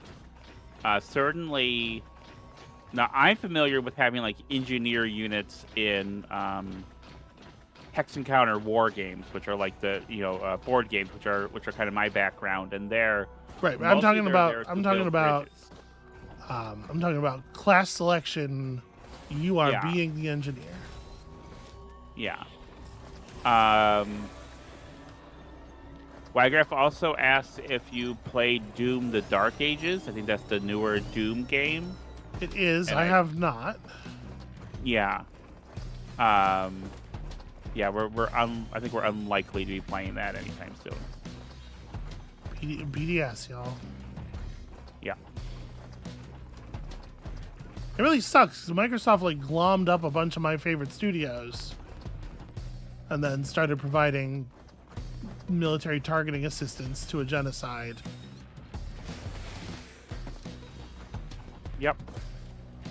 And I don't mean to imply that I'm getting the raw end of that deal, but I'm getting a raw end of that deal. Yeah, I was, because we were doing a series on. Yeah, we were mid video game. And we're like, well, no, and like it was I think it was a pretty easy decision for us, you know. Yeah, it is a bummer because I was enjoying that game. So you can see these assholes are taking advantage of my low mobility. Life is not easy for the loader early on.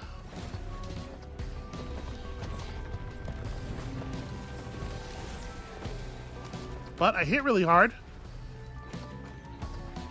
There's our teleporter. Andres says that he definitely appreciates the staunch refusal here, and Silas says your ethics is a huge draw of the channel. Oh, that's very kind of you to say. Robin disagrees. Having ethics is so 2015. Robin.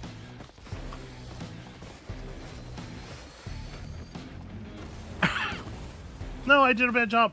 Oh god, now I'm down here with the lizards.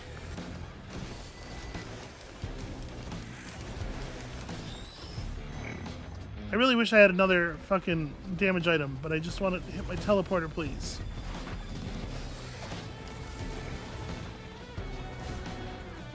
We will figure it out on the road. Let's fight monsters. Ugh, punching. Stone Titan? More like Stone Die, man. More like start dying, man. Start dying, man. Boom! Look at that. Now he thinks his plan is going to be to laser my brains off. But what he doesn't know is that he can't outdamage my temporary health generation because I punch very hard. Oh, I overpunched.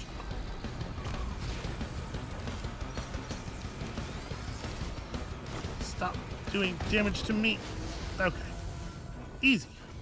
The thing about video games is they're very easy. Right. Nobody's ever had a problem with one.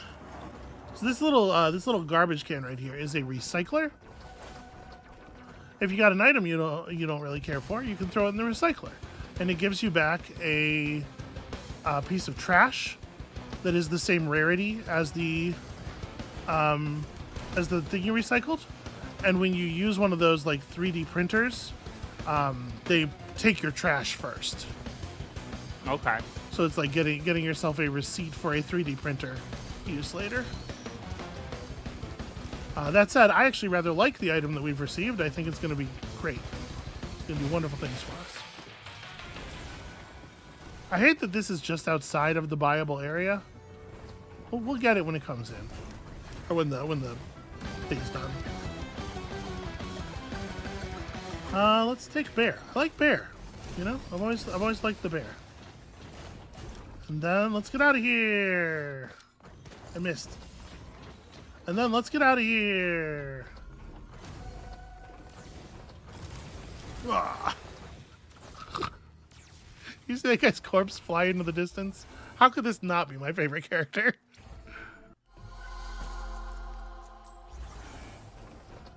Alright, welcome to the wetland aspect, the rehabilitation zone. So, there is a cool thing that I haven't really gotten to show you yet. in part because I don't know how to activate it on purpose on the new maps. But I might be able to show it to you on this map if we get a little bit lucky.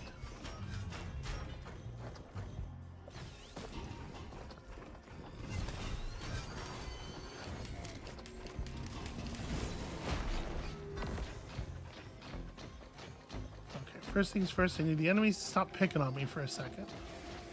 As soon as my glove gets me over here.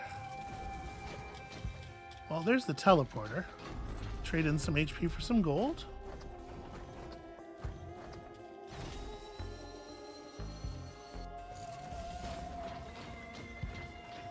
So sometimes the stage teleporter will take you to a secret shop that is in between the worlds. And you can wait and get lucky.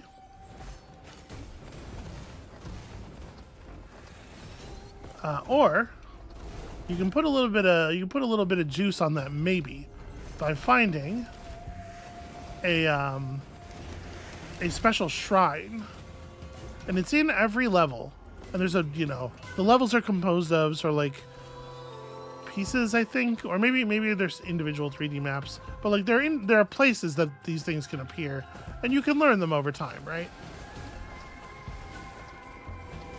Yeah.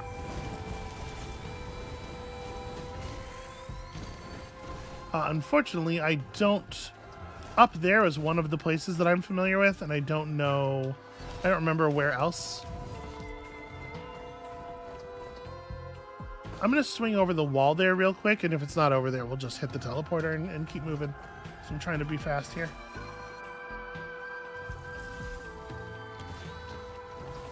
The mobility. I miss being able to move around all slick like this. Yeah. Aha! A shrine. Donate to the Newt altar. Okay, so I got our blue orb. Oh, I'm stuck under the lip of this fucking... Okay. So see, blue orb around the teleporter.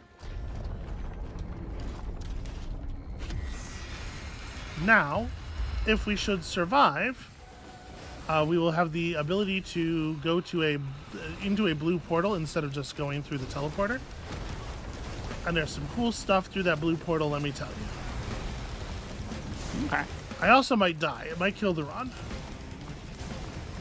But the thing about that is, it could be rad. Alright, beetle down.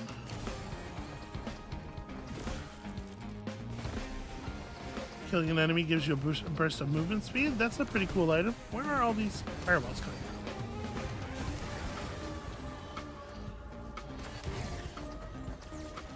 So here's my pylon. It'll shock anybody who comes close. It seems like the enemies all got afraid. I guess I understand that. Get down here, you. I love that the teddy bear is on the backpack. Yeah, all the items you pick up do physically go on the character. And I do love the sort of like the weird garbage wizard appearance that you have by the end of the run. Aha! You fool.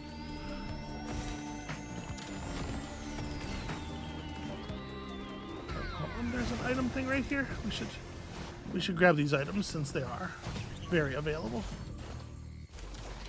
Killing an enemy transfers their debuffs to nearby enemies. That's fun. The level up thing is good. Okay, let's not spend a lot of time dicking around though. Gallon of Cats points out that Acrid holds meat in his mouth if you find it. It's true. That's real cute.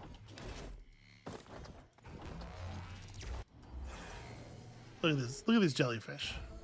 Stupid. He's got no idea where we went. So welcome to the Hidden Realm, the Bazaar Between Time. This is the place where you go if you give the Newt altar a Newt coin. Newt coins you can see in the top left. There's that lower currency, a meta currency that exists between runs. Here's the Keeper. He's like a weird guy. I don't trust him none. And I don't think you should either. His hand is from the void, and it's very wiggly.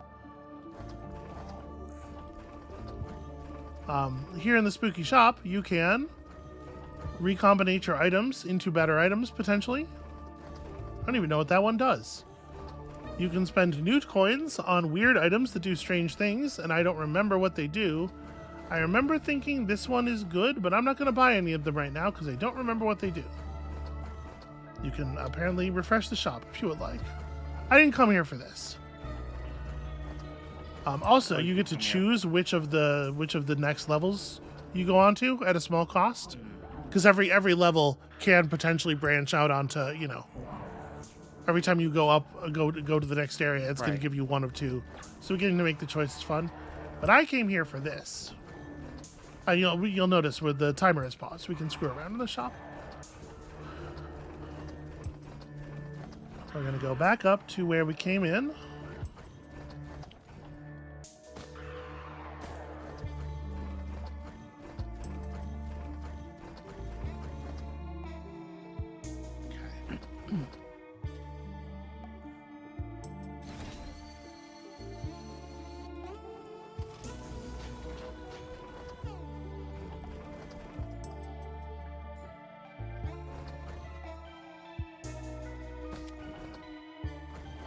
You see this?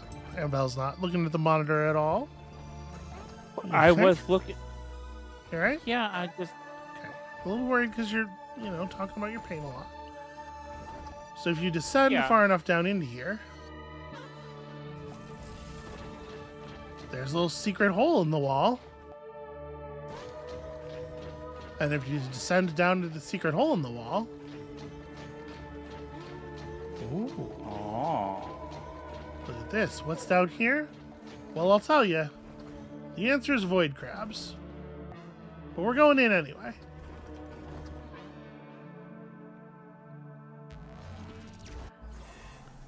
Void crabs are bad news. Yeah. So this is the void fields. If we stand in the void fields, we take damage constantly. It hurts very much to be in the void fields. There are these little cell areas that we can stand inside safely. And if we press the button on one of them, the area expands and it starts to summon monsters. You can see in the top right our objectives. We have breached this cell and we have to stay inside the bubble to keep it breached.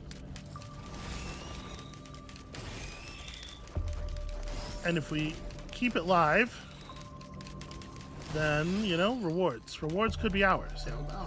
Okay, this is why you came here.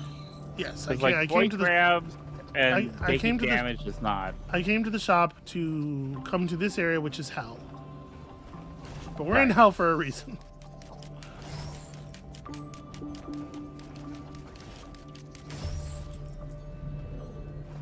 So when this pops, another one is going to become active somewhere else, and we're going to have to find it quickly because this one's going to become inactive, and the void, we're going to be sucking hot void into our lungs the whole time. You know what's pretty boring, though? Have you ever been to hell? No. It's a pretty boring... Yeah, I reckon that's probably true. Like, you think they'd lean into it. But they don't. Okay, so you can see there's a little light coming out of the ground where the next thing is. Whew. Alright. And if we stand here a second, we can regen some, but I don't have particularly fast regen. And you can see the timer is still running while we're in here, so yeah, kind of gotta keep it moving. I regen health better by fighting than I do by just standing around waiting. As you can see, this area is going to become more and more difficult because the monsters start to get items. So every new wave is going to add either a new kind of monster that can appear or a new item that all the monsters have 5 copies of. And if we can survive, 9 rounds under these intolerable conditions, we will receive some pretty sick items.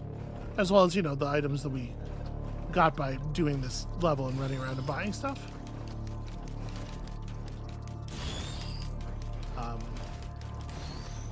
When they released the game, time didn't tick during the void fields. It was just like free. It was just a challenge that if you could accomplish it, it was free value. Mm-hmm. And I do think that was a bad design because it made it sort of mandatory. But since it works the way it works now, where it's essentially just another level and it's adding time to your run, I do feel like you get to choose. Yeah. Oh no. Oh, this is bad. Okay. So that kind of mushroom enemy over there is the enemy that has been added. They're going to stand far away from the area of fight and just rain spore area denial attacks onto us. And I hate it very much. Get over here. Stand in your poop.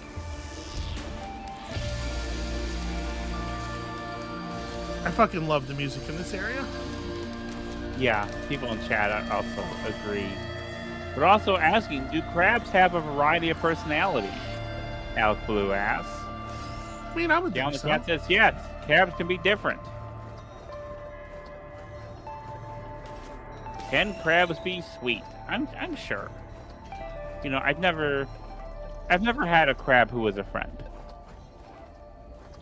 or an enemy. Like I have been like crab agnostic, but I feel like a crab could be a sweetheart.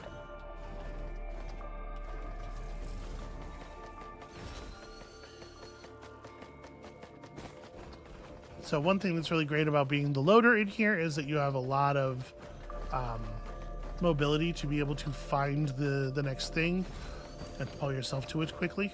Yeah. No, the scrapple thing is cool. You know what they should do? They should make a new Bionic Commando game, like in 3D. That'd be fun. Yeah. Yeah. Do you have any story notes for them or anything? No, I mean, there wasn't much story in any ideas on which characters maybe should or should not be other characters' arms? What on earth are you talking about? Are you not familiar with the plot of Oh Baby? Okay, that's gonna be a fun afternoon. The NES game Bionic Commando does not have a plot, does it? You know that there are more Bionic Commando games than that, right? No, the purpose of the thing I said. I assumed there was just the. No, that's why. I cannot believe. I can't tell if you're doing a there's only 3 Indiana Jones movies bit, or what right now. But if you legitimately don't know about the other Bionic Commando games, it is going to be fun to teach you that. Okay, yeah, no, I don't know about it. So you can see we're getting an item for free from each of these things, which is pretty rad. And as we continue doing it, the items are going to go up in quality. Like, I think that was the last white, and now we'll get a couple of greens, if I'm not mistaken. Although, they might have changed it. Okay, Alpha Constructs. So notice the enemies have sticky bombs and daggers. Should I get hit, I am in for a world of trouble. Send my pylon over there to deal with that guy. The enemies are also getting tougher. Gallon Cat said you did not pick up the item, you just chose it. It's still there. Yeah, I'll have to rectify that. You're correct. I grabbed it and then got excited. I picked up the other ones.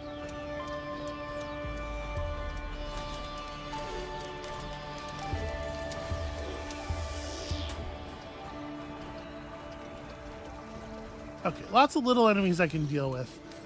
These alpha constructs that have been added, I'm not 100% sure what their deal is. We don't see any of them yet. Green. Ooh, this is a leech seed. Dealing damage heals you. Pretty good item for people who are in our job.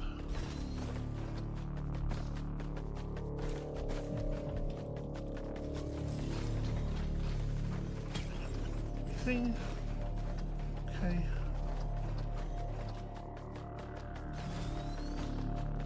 Holy shit.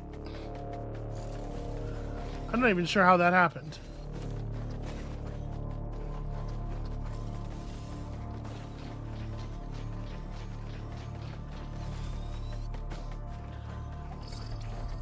Oh no. There we go. Okay. That was not great. Noxious Thorn has been integrated into the cell. I don't actually know what that item does. I assume it probably poisons on hit, right? Yeah. I'm gonna run out and grab this. Drones periodically drop dynamite. That would be fun.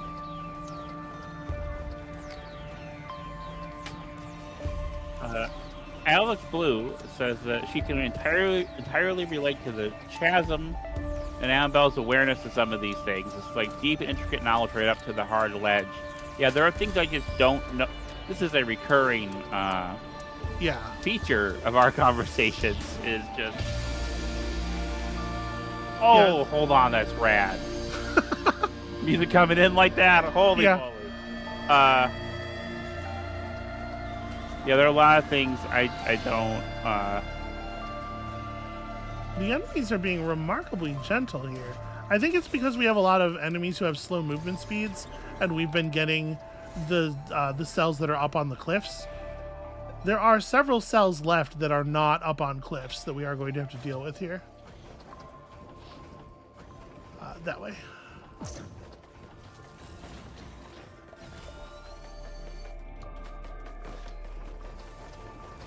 Yeah, we've been watching a lot of a television program called 30 Rock, and there are a lot of pop culture references, and I have to ask her, like, what is a K-Fed? And then she explains to me what a K-Fed is. I don't know what these things are. Oh god, so. Vultures. Okay, so this is really taking a turn. The vultures are relatively nimble flying enemies that attack quite quickly, and it's going to be virtually impossible to avoid their attacks. And with all these items that stack up stuff on hit, they are going to pose a very serious danger to us. This the difficulty of this really turned around. Hold on. Gallon of Cats says the YouTube version of this track has narration by Werner Herzog. Oh yeah? What? What? I mean, aside from those words, I don't know.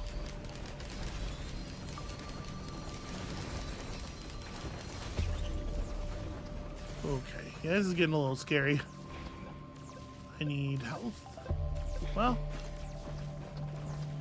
the old guillotine instantly kills low health elites. Okay, that way. Ah.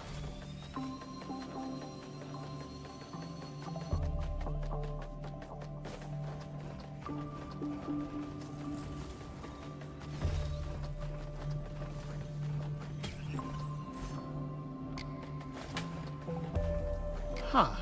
Okay, we found a recycler. That's something, I guess. Alright, so yeah, it's getting more difficult, for sure. Yeah.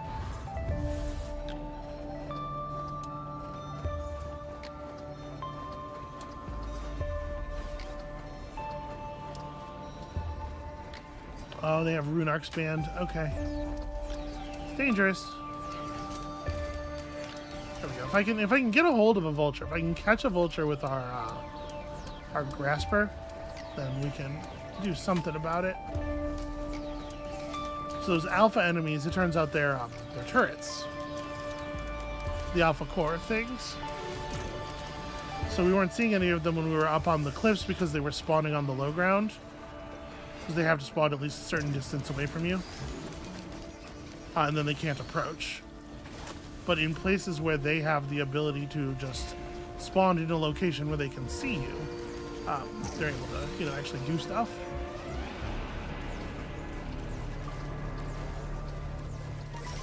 Oh, jeez.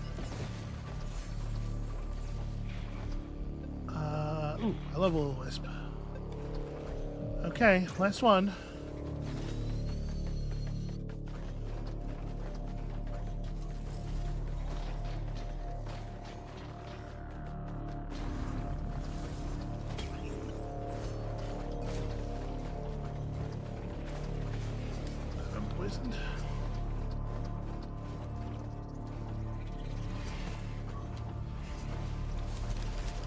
Okay, so we can take cover from a lot of these turret enemies with the big ring here. That's very good news for us. It abbreviates the angles that the vultures have access to us too. It also makes it really easy for the mushrooms to hide from us and like launch their projectiles over, like that guy's doing. Yeah. Which is pretty dangerous because obviously you don't want to not know that one of those is coming.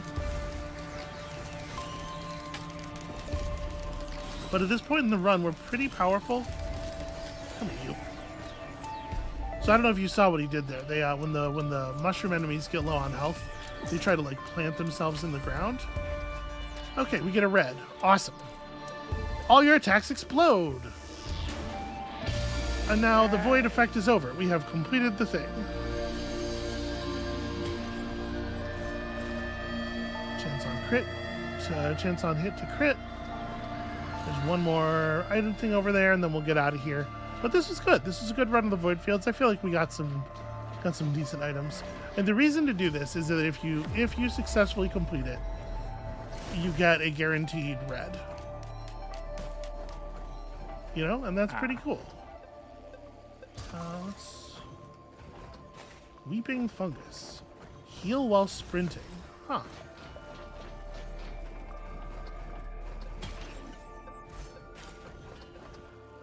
Okay. Anyway, let's get out of here because time is a-wasting.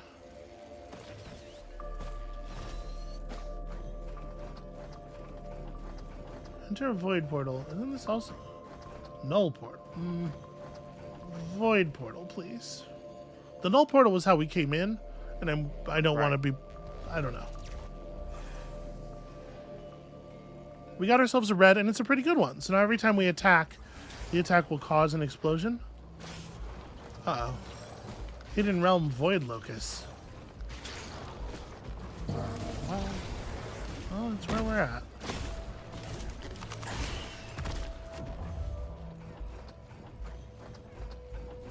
I may have taken us to a place that I did not mean to take us to. It might be very bad here. I want everybody to be aware of that.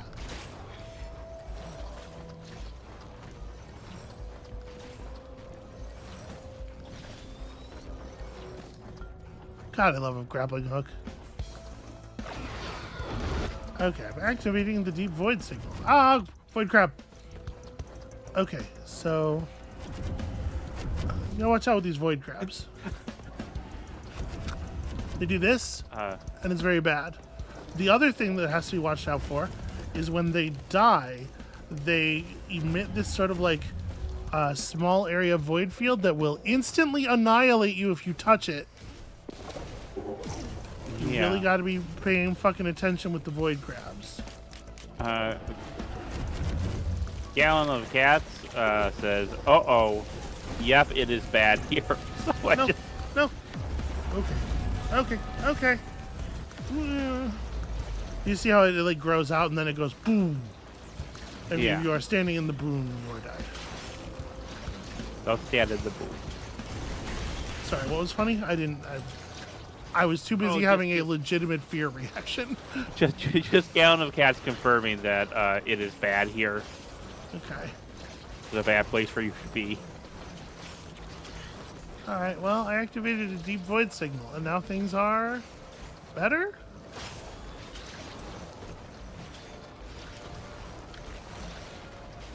I should not have come here.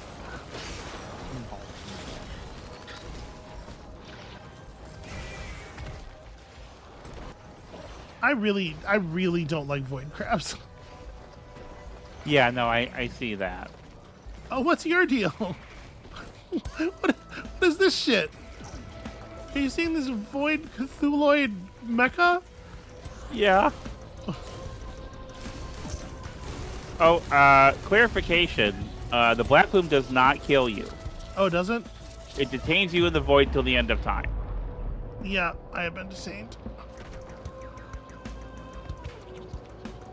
Hey, so when you're saying, hey, that thing that you're currently running away from doesn't kill you, but what you mean is it does kill you, you could maybe do that a little bit faster so that I know to, like...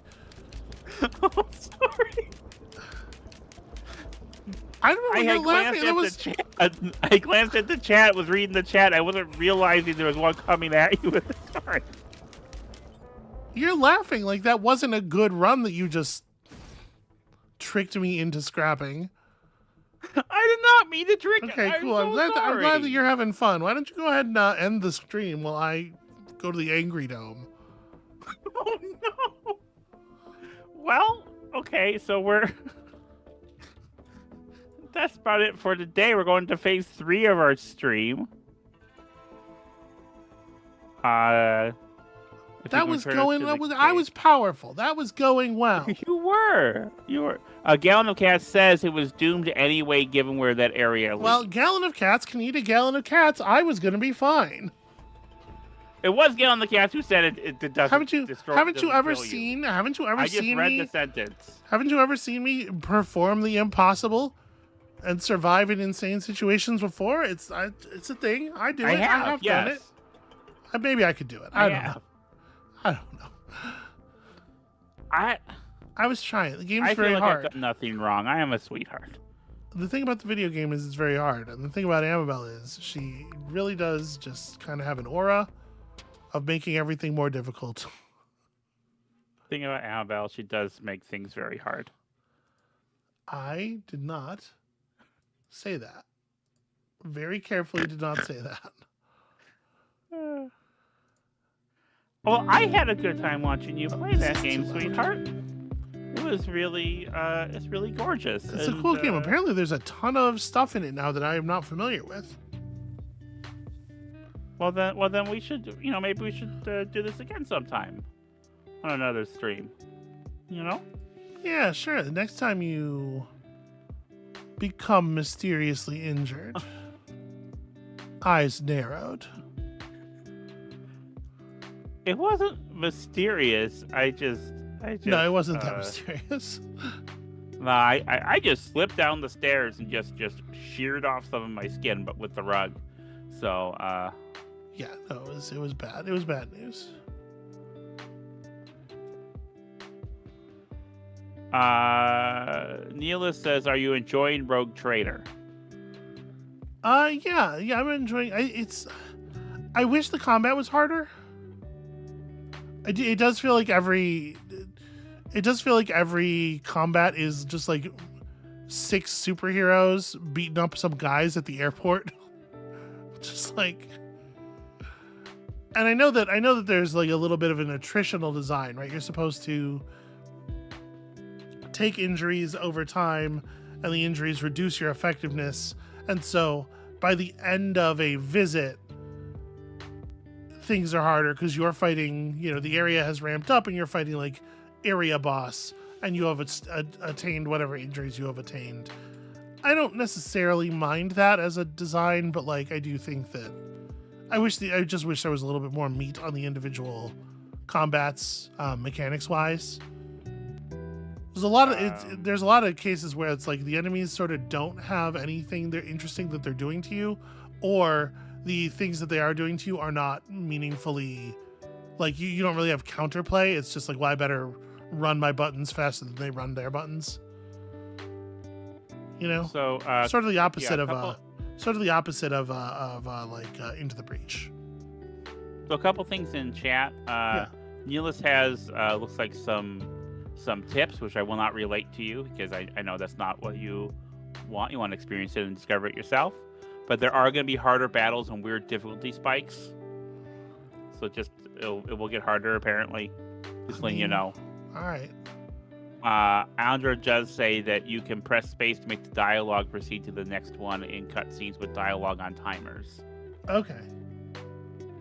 Clicking doesn't do it, but okay, I'll try space. So we're in the post stream where we recommend things. Cat of Nine Tails is saying only played the first chapter and the combat quickly started to feel tedious. Yeah, like it's fun to use my character's abilities, but I may as well be fighting sacks of grain with faces drawn on them. Like, the thing that it really feels, I keep using this terminology. This is probably the first time I've said it on the channel, but Amabel has heard it about 600 times, is superheroes beating up dudes at the airport. It really feels unbalanced in that way.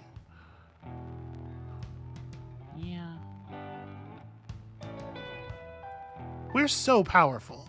And in particular, like, Kibella. I like got to the point where I am thinking about sidelining Kibella because she does 80% of the damage in every fight. And it's like, well, what if everybody else had to try?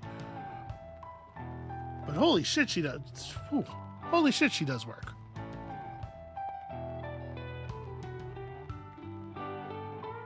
So, recommendations. Hold on a second, we're talking. Okay, Cat of Nine Tails says the abilities are fun, but every battle feels 2 to 4 turns too long because of how many dudes there are. Yeah, right. They have to throw a lot of, because each of the enemies is individually so simple and unassuming, they have to throw them at you in big groups. And then they give you abilities that are fun to use on big groups of guys, right? I think that part's basically good. But like, Amabel and I were talking about this the other day. You can get... They're trying to hit an XP target, right? Because they want you to have certain levels of advancement by certain points in the story. And so they're trying to give you that much XP worth of enemies. And you can do stuff like that with throwaway battles in a very simple combat system at a relatively low cost to the player. If you think about like SNES JRPG simplicity, where like you might literally just hold down Turbo A on your controller, right? Or where in modern ports they just give you an auto battle option. It's annoying when I get into a fight with 3 robites for the 4th time while walking through this forest, but it doesn't really cost me very much. It's like 10 seconds of going ba ba ba ba ba ba ba, and then it's done. In a game with a grid-based tactical combat system, even very simple turns have a lot more sort of like scaffolding in terms of time around them. Like, you still have to pick your guy, pick the space you're moving to, execute the movement, pick the attack you're using, execute the attack. And so trivial combats end up not yielding anything more for the player, but they end up costing a lot more in terms of like time and attention. It makes them feel annoying faster, I think. I don't know. Anyway, sorry. Nothing to be sorry about. Andra says, yeah, my one big complaint with Rogue Trader is there are a few too many nothing fights in each location. This stays a theme throughout the whole game. Yeah, I think it's probably because they're trying to hit certain XP targets, right? That makes sense. Remains to be seen how Dark Heresy handles this, but it looks like they're adding a morale thing where some enemies will surrender if you intimidate them enough mid-fight, which could help with that issue. Yep, that's a classic TTRPG patch. Right, for the things whenever the fight's no longer interesting, the enemies give up or they leave. Mm-hmm. Or you know, honestly, what I very often done with my party is go, okay, you trivially kill them. Is that agreeable to everybody that from this point you trivially win the battle, and we just move on? See, I've never had that experience that when you're GMing something, but that's because you killed my character. For no reason. What is this adversarialism? I'm hurting. I'm hurting a lot. I'm sorry. Do you remember that you are in the doghouse? Oh no! I don't want to be. Okay, you're supposed to be being nice to me.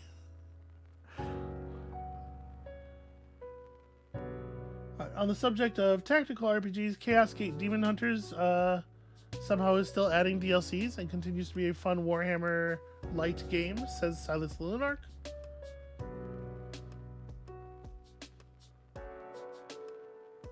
Gallon of Cat says, my main issue with Rogue Trader is that I have ADHD and moved on from a game after 3 days. Yeah, that happens. The channel has definitely been good for me, actually. Like, doing things for the channel has actually been very good for my rate of completion of games. So I feel like I have a responsibility now.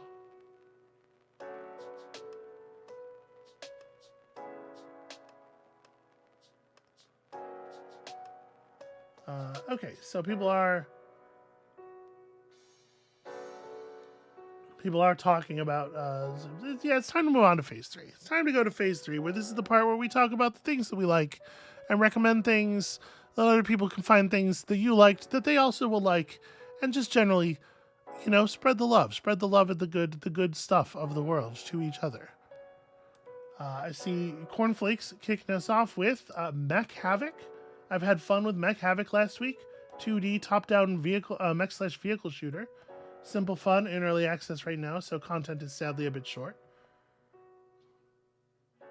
Cat of Nine Tails says, a few weeks ago you mentioned the Del Toro Frankenstein. Watched it last Sunday. It is indeed quite good. Gallon of Cats is very into Crab Champions. Crab Champions looks neat. I don't know too much about it, but I know that it looks neat.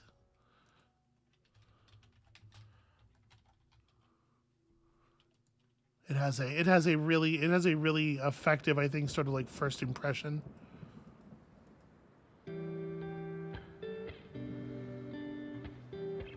Nick is trying Deathless Silk Song, having fun with Cultic and Spirit Island.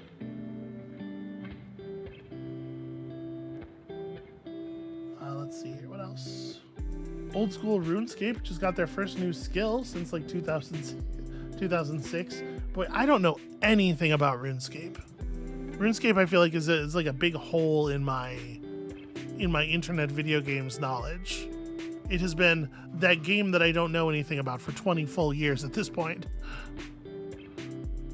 Probably longer, actually.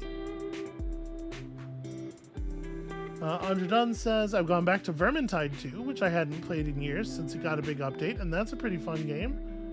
Darktide feels more refined minute to minute, but Vermintide 2 has its own fun vibe, and Vermintide 2 really gives you reason to focus in on the melee. I think that system is one of the best melee combat systems of all time, and I'll just go ahead and say this right now while we're talking about it.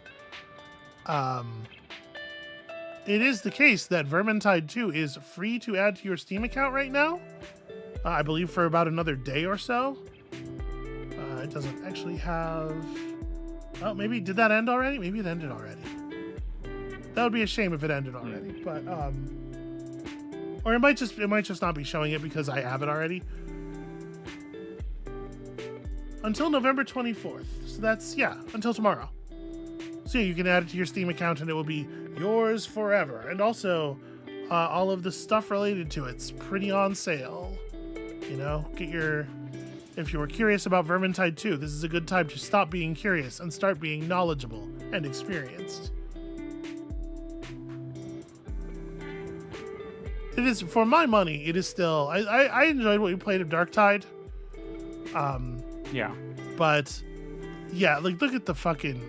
oh my god. Oh my god, look at it. It's just fun to thwack. It's fun to thwack dudes. And Vermintide's trying to... Darktide, you want to wield a gun because you have a gun. And it turns out guns are better than swords.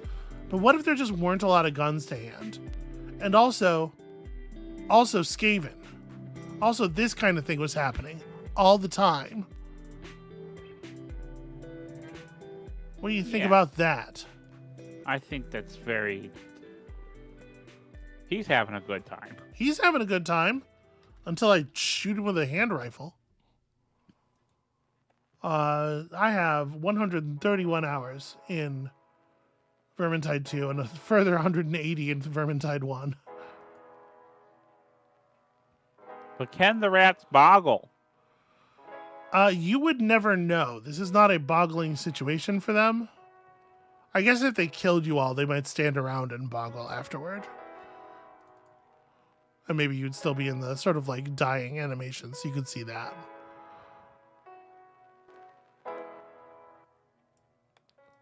But like it's a sort of a thing in the Warhammer Fantasy setting for many years.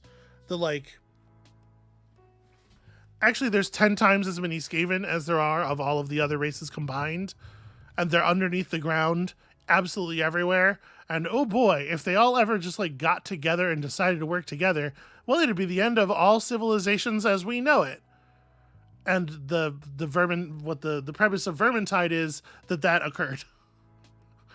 And we were correct. It is the end of everything. I get from a business perspective, and I guess to some degree from a storytelling perspective, why they felt the need to burn down the Warhammer Fantasy universe. But I'll never agree that it was a good idea.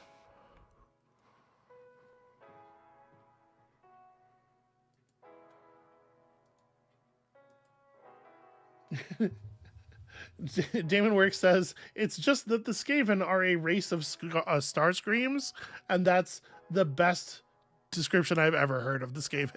That is 100% what it is.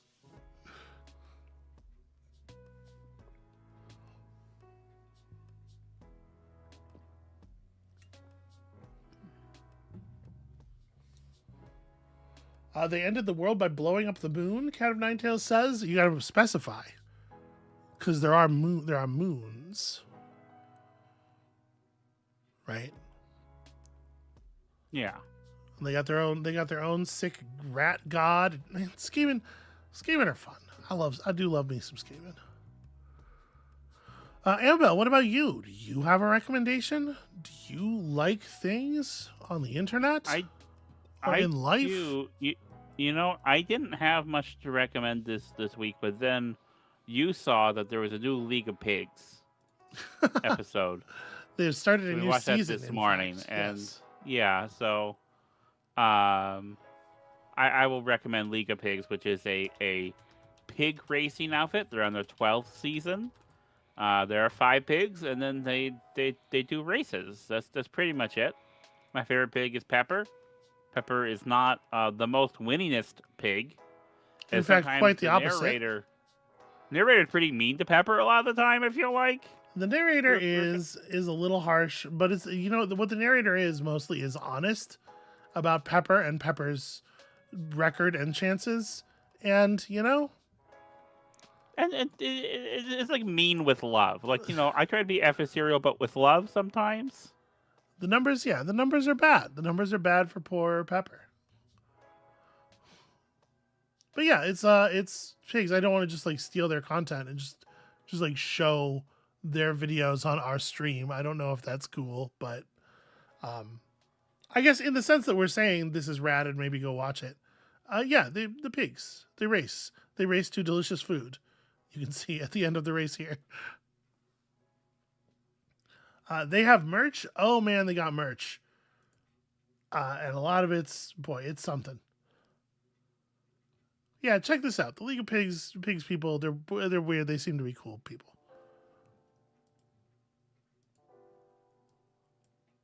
How about you?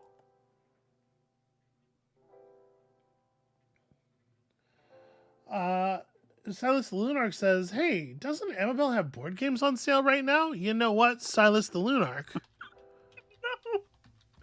You're right. Amabel does have board games on sale right now, and not for very much longer, I believe. Today's the last day of the sale, Today's the last day of the sale. But if you were looking for some fucking board games, check out the 10th annual Hollandaise sale here at hollandspiel.com. 5% off all the box games, 10% off all orders that go over $100. Buy 2 games and get a secret freebie card game designed solely for this sale, which may never be available again. Hartfield, which is how they do it over there at Hollandspiel. That's how I do. Yeah. It's how she has done for many years, and is brilliant. Isn't Amabel like an award-winning board game creator and deserve far more interest in her rad and weird games? Yes, that's absolutely the case. Okay. Not to mention, you know, from a business perspective, one of the fairest, most equitable publishers. And also, just kind of like totally rad in a general, you know, totally rad in a general sense. So am I out of the doghouse now? I am saying things that are objectively true. All right, this stuff is true whether or not I'm mad at you. Please don't be mad at me. I'm a sweetheart. Oh, you're also an award-winning video essayist. Oh my gosh. That's true. You won that award. I did. Yeah, that was very gratifying. Well deserved, I will say. It was a good Thank you. good essay. But even like you have many good essays. Thank you. I'm working on one right now, which this arm injury is not going to be helping with, but you know. You can find those right around hereabouts. Oh no, you're not. Oh my god. YouTube.com/Hollandspiel. Check out this essay about Skittle, the board game series that destroyed its publisher, with the help of Don Adams, and Frankenstein was there. True. Maybe you want to know some things about White Butterfly. You don't know about anything about White Butterfly, but you could learn. Check that out. Footage of Pyre in the thumbnail. You know it's good.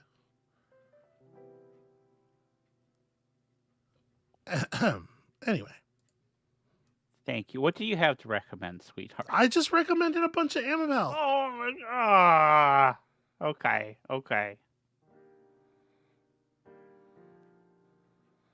I'm gonna be honest with you. I am a little I don't 1,000. I've had a really tough week, mental health wise, as you know, and I did have a sort of a mini meltdown on Friday. And so there have not been as many videos out on the channel as I would like this week, and I do apologize for that. But a part of I just kind of fell in the bad place real bad. And to be perfectly honest with you, it doesn't feel like it's been a week for me since the last stream. I couldn't tell you how a week worth of time passed. And I definitely don't feel like I have consumed a week's worth of media. I would, if you had asked me this morning when I got up, just what I would tell you, it feels like Tuesday. I don't know. I lost so much time. Yeah.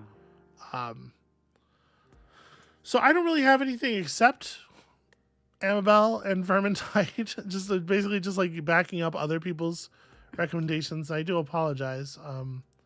Pluribus continues to be good. The Vince Gilligan, Rhea Seahorn, Apple Plus series, Pluribus. There are a few episodes in on that, and I think that's been entertaining.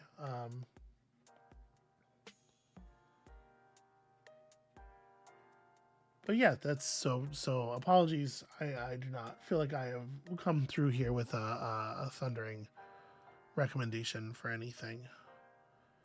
Like I said, I was probably going to. I did do that one-off video about Ambrosia Sky, so I'll make sure you check that out.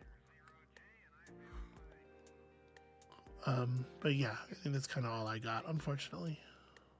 Okay. Well, I think we'll kind of wrap it up then, and we'll let people know to go out and find things that you love, and bring them back to us, and be gentle with yourselves. Yeah, it's a tough time. Anyway, yeah, that's gonna be it for us for today. Thank you all so much for watching, and we'll see you next time.